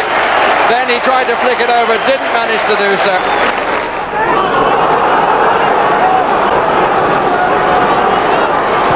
Good shot and the goal from Efenakoku, and for once Norwich go for the direct line and it pays off.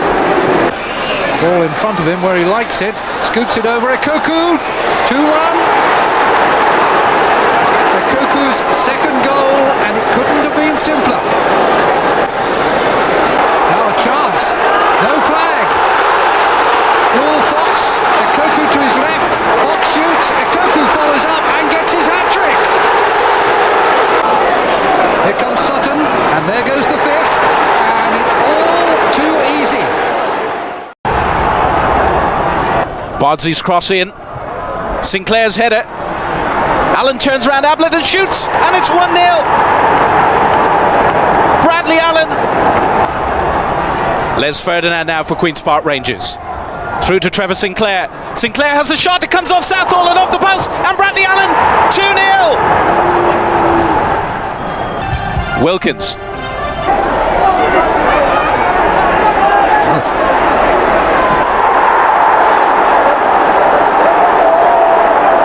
And that was only going to be the only outcome. Will it reach him? It does! It does indeed! He's on the ball now. First in the premiership. Worthington skips around right, puts the cross in, comes off Ruddock and Grobbelaar. Waddle, plenty of space to work in. Ruddock comes across to try and slow him down. And Mark Wright just gets in the way of it, the second own goal of the game. Bright in space, where's Bruce Grobbelaar going? Oh, only the goalkeeper to blame for that one.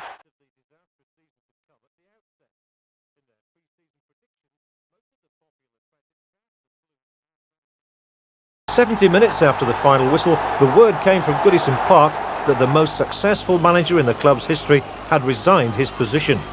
The news was as startling to the players as it was to the fans. Tony Cottee, scorer of the game's only goal. Did you have any inclination at all beforehand that he was going to pack up? No, none whatsoever. I don't think any of the players did. I believe that he told Colin beforehand, but none of the players had any inclination, and it wasn't until after the match that we heard about it. Did you feel that things were going flat, that he might have been moving in that direction at all? I thought there was a possibility, but you know, you sort of carry on and you don't believe that anything's going to happen. But you know, it was just such a big surprise when he did do it, and the actual timing of the events, really, it was all, you know, above the players' heads, really. Following Howard Kendall's resignation, Jimmy Gabriel was put in caretaker control. He was well liked by the players, but they couldn't produce the form for him that would lift the club out of the doldrums. In the 7 games the club played under Jimmy Gabriel's stewardship, they lost 6 and drew 1, scoring only 2 goals. Beardsley with a touch forward for Cole. Cole, first time! Southall beaten at the near post. Cole just too quick for him. Straight onto that like lightning, had it all sized up, and another goal. Hooper, big kick out. A huge kick out, and Southall, oh, he'd never have forgotten that one, and nor would Mike Hooper. Beresford, big up and under forward, Beardsley underneath it, Cole, Beardsley, now he's got some room. Still Beardsley. Defenders trying to deny him, still Beardsley, he's got it! Beardsley scores against his old club.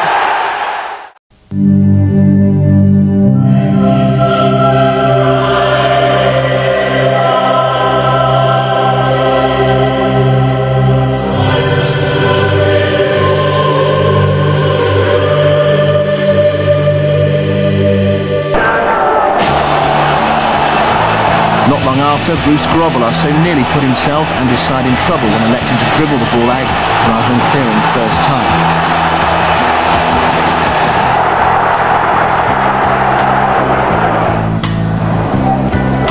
An excellent flick by Wayne Allison and further erratic goalkeeping by Grobbelaar then presented Robinson with City's best chance, but met by the head of Wayne Allison. The finish this time left Grobbelaar with absolutely no chance.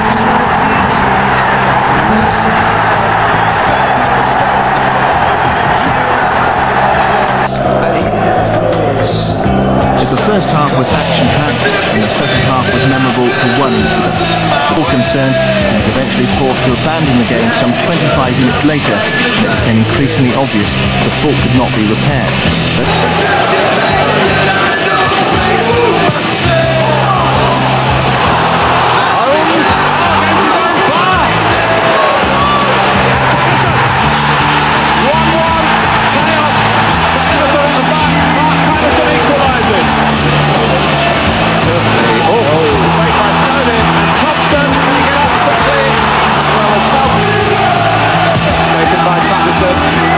Nearly came for Stubbs, it will come here for Phil Brown.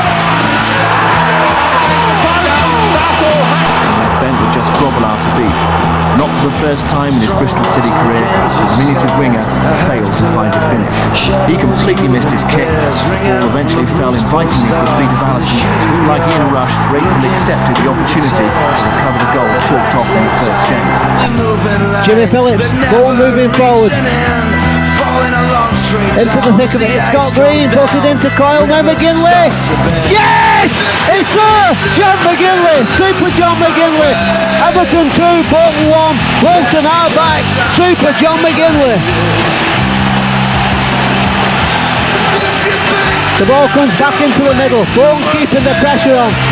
Now Kelly plays it into the box, good catch, Southall's dropped it, yes! Good! Yes! Alan Scott! Bolton 2, Everton 2, what a ding-dong do! Bolton are back, brilliant, magic, fantastic! For making this a real epic, thrilling, third round FA Cup replay. Now David Lee, shining like a light. Now, Coyle! Yes! Oi, Coyle! Still 0 on the third round replay. It's beaten by Martin. Allison goes on the chase. Grobbelaar comes well out of his penalty area. It's dangerous game to play. He might get caught out. Grobbelaar's nowhere. It only needs to be on target. He's in it over. What an epic cup tie this is turning out to be. So many moments, but no goals. Bristol City coming forward. This is Junior Bent. Oh, and Brucey came out. Was it outside the box? Surely it was. Well, now what's the decision here? It's handled on the edge of the penalty area, and it's yellow only. Booking for Grobbelaar. Well, I remember the cup tie against Bristol Rovers, because Bristol Rovers took the lead. I was also in the ground at the York City cup tie, the fourth round a few years ago, when Keith Baldwin had all the chances. Allison now inside the penalty area, surely the shot comes in. Oh, and it's there!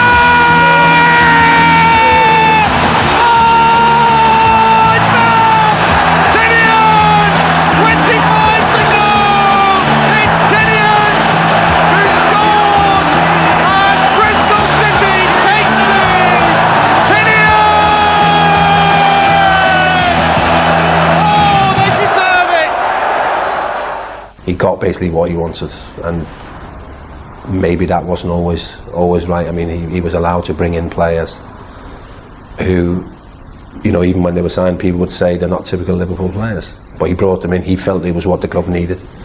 I think looking back, that might have been a mistake. Dismantling the championship-winning team of 1990, Souness allowed senior players like Beardsley and McMahon to leave, replacing them with big-name, though occasionally suspect signings. I'm not saying Graham was a great manager for Liverpool, because a lot of his buys weren't very, very good buys, weren't Liverpool playing buys. He was a bit impatient. Sometimes he would make decisions and he'd want to do it right away, and sometimes he'd show me a team and say, what do you think of that team, everyone? I'd go, yeah, it's not bad, Graham, but we haven't got 3 of them players. The thing that really upset everyone was a picture of me and my wife on the front page of the Sun on the anniversary of Hillsborough. I didn't know the strength of feeling against them. The Sun newspaper were bad news, to say the least, on Merseypride because of the way they had reported Hillsborough. Really, at that point, I should have resigned, because I think there was no way back for me in the eyes of a hell of a lot of people in Liverpool and Liverpool supporters after that. Couldn't believe it, you know, but that was definitely probably the lowest point in my career, I think. Of course, it signalled the end, really, of Graham Souness at the club, didn't it? It did, disappointingly, because he was always okay with me. But they got a new gaffer now, and he looks, you know, he's been great. So, you know, just to see how it goes from here. I got the call, and they said, "Would you take over?" And to be fair, I think at that time I was ready for it, really. I fancied having my go at it, and to be fair, it didn't take me long to say yes.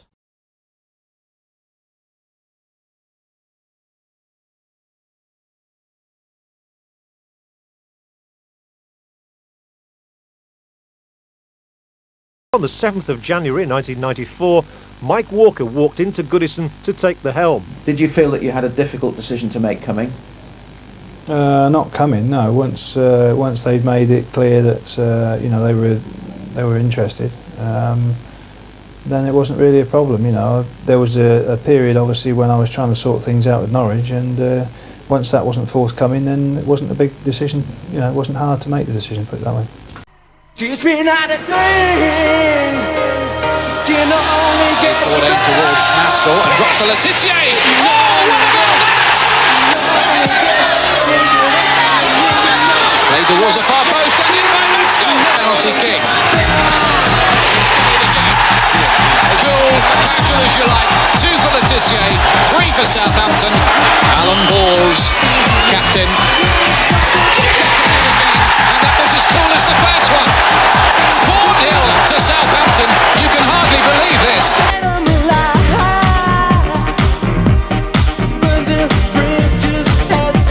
McAllister's cross. Grobbelaar gets a punch to the ball. And Weatherall cuts it in for Leeds United. McAllister takes on Wright, takes a deflection, and it's 2. They led 1-0 at half-time. Stuart Ripley's cross picking out Jason Wilcox. For the 4th match running, Alan Shearer failed to get on the score sheet, but he and Jamie Wilcox were both involved in Tim Sherwood's goal, which secured the points for Blackburn.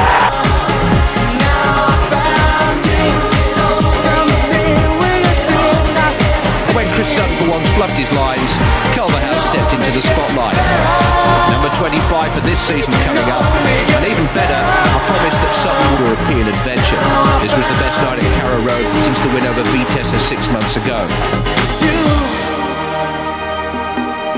shown me prejudice and greed, and you've shown me how I must learn to deal with this disease. I'll look at things now in a different light than I did before, and I found the cause, and I think that you can be my cure.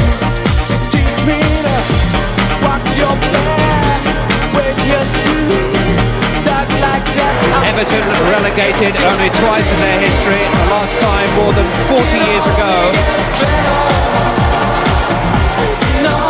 Rigby is on the far side.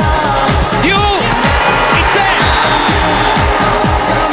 Mike Newell returns to Goodison Park with a goal for Blackburn Rovers.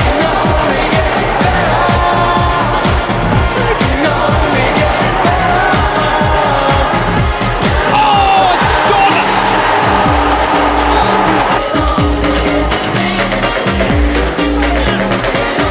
Newell. Good turn up!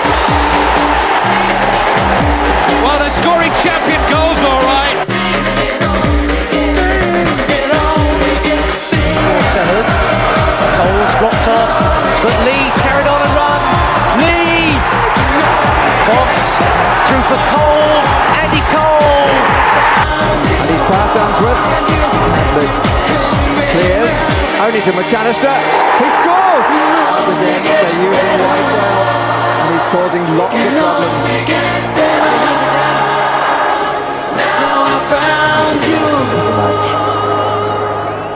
Nice play. Oh, and that is a beautiful goal by David White. This is Goodison.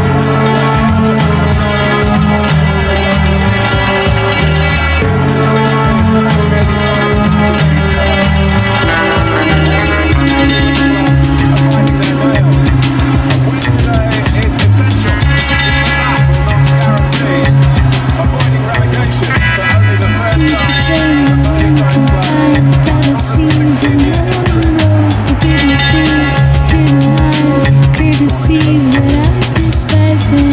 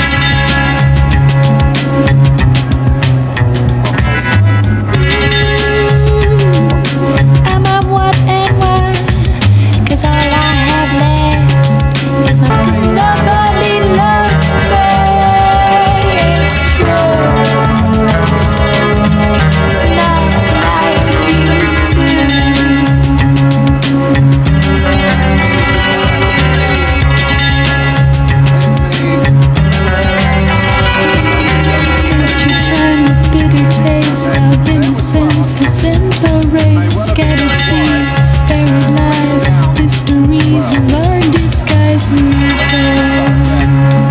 Circumstance resides. Nobody loves me, it's true. Not like you do.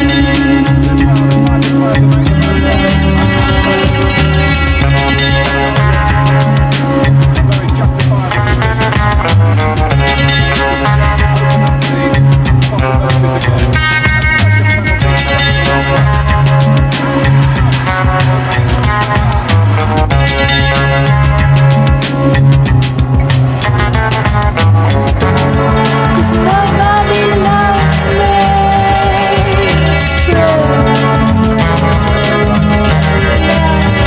you. Nobody loves me, it's true. Not like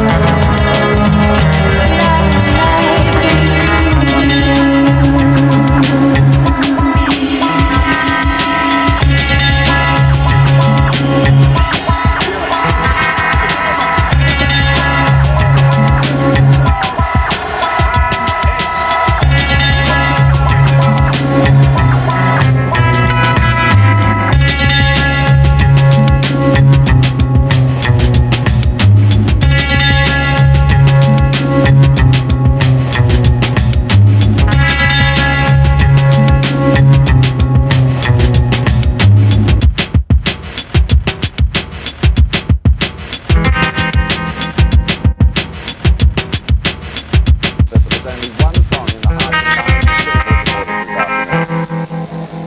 After 88 years, the famous Kop at Anfield was playing host in the way that it has for generations for the last time. For some of the most fanatical and loyal supporters in the game, there's been no stage quite like it in the world of football. But this summer, the bulldozers go in and the Kop will be replaced by a new all-seater stand. Oh, Koku. That came on Steve Nicol. And Sutton's made a threatening one in the centre, joined by Jeremy Goss. Oh, it's an own goal, is it? Steve Nicol against his own bar. Steve Nichol's inadvertent header past David James here, hits the underside of the bar and actually seems to, well, the whole of the ball did not cross the line. No goal. Ian Cook to take the kick. In early, there's the near post ball for Sutton. Goss, it's in! Jeremy Goss, who made a habit of that earlier in the season. Well, he's really enhanced his reputation today. Look at this, look at this. Chris Sutton has gone clean through, unselfishly found a Koku. And James makes it. And Liverpool's party falls flat. Norwich City and Chris Sutton, deserved winners here today. It could have been more than 1-0, perhaps should have been. And what was supposed to be an occasion of celebration, and there are those who will stay to try and make it so, certainly didn't work out that way for the Liverpool team. Do you think Liverpool have got the nucleus of a team that can regain glory? No, I think that result today was a reflection on how much work Evans has got to do. I thought the nucleus isn't there, and it's quite a massive task, and I can see them well short of a side that's going to challenge the likes of a Premier side. And I think they're 8th or 9th at the moment, and that's the lowest they've been for about 30 years. And I can't see them just turning it and coming back into contention with what they've got at the moment.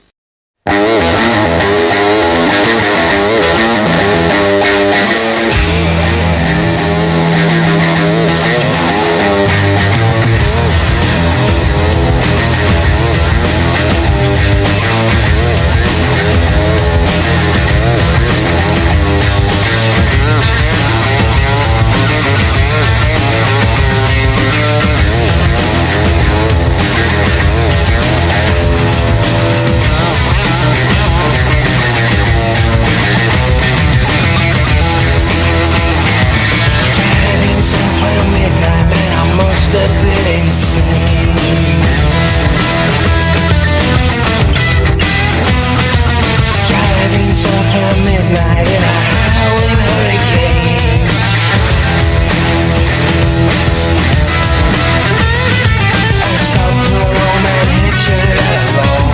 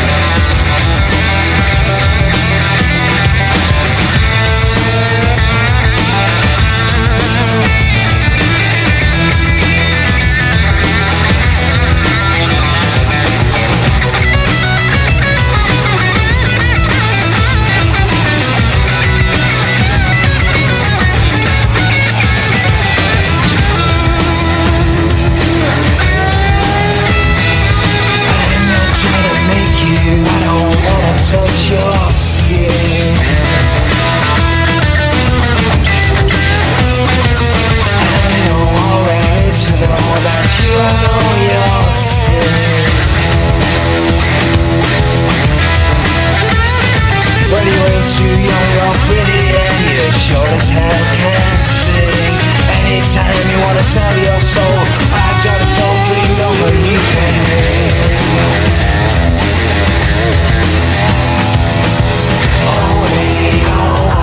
080-666, oh yeah.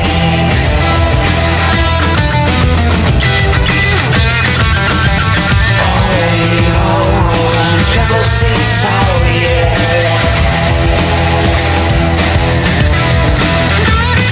I stopped for a moment hitching at a lonely old crossroads. He said I'm going nowhere, and I'm only here to see if I can steal your soul.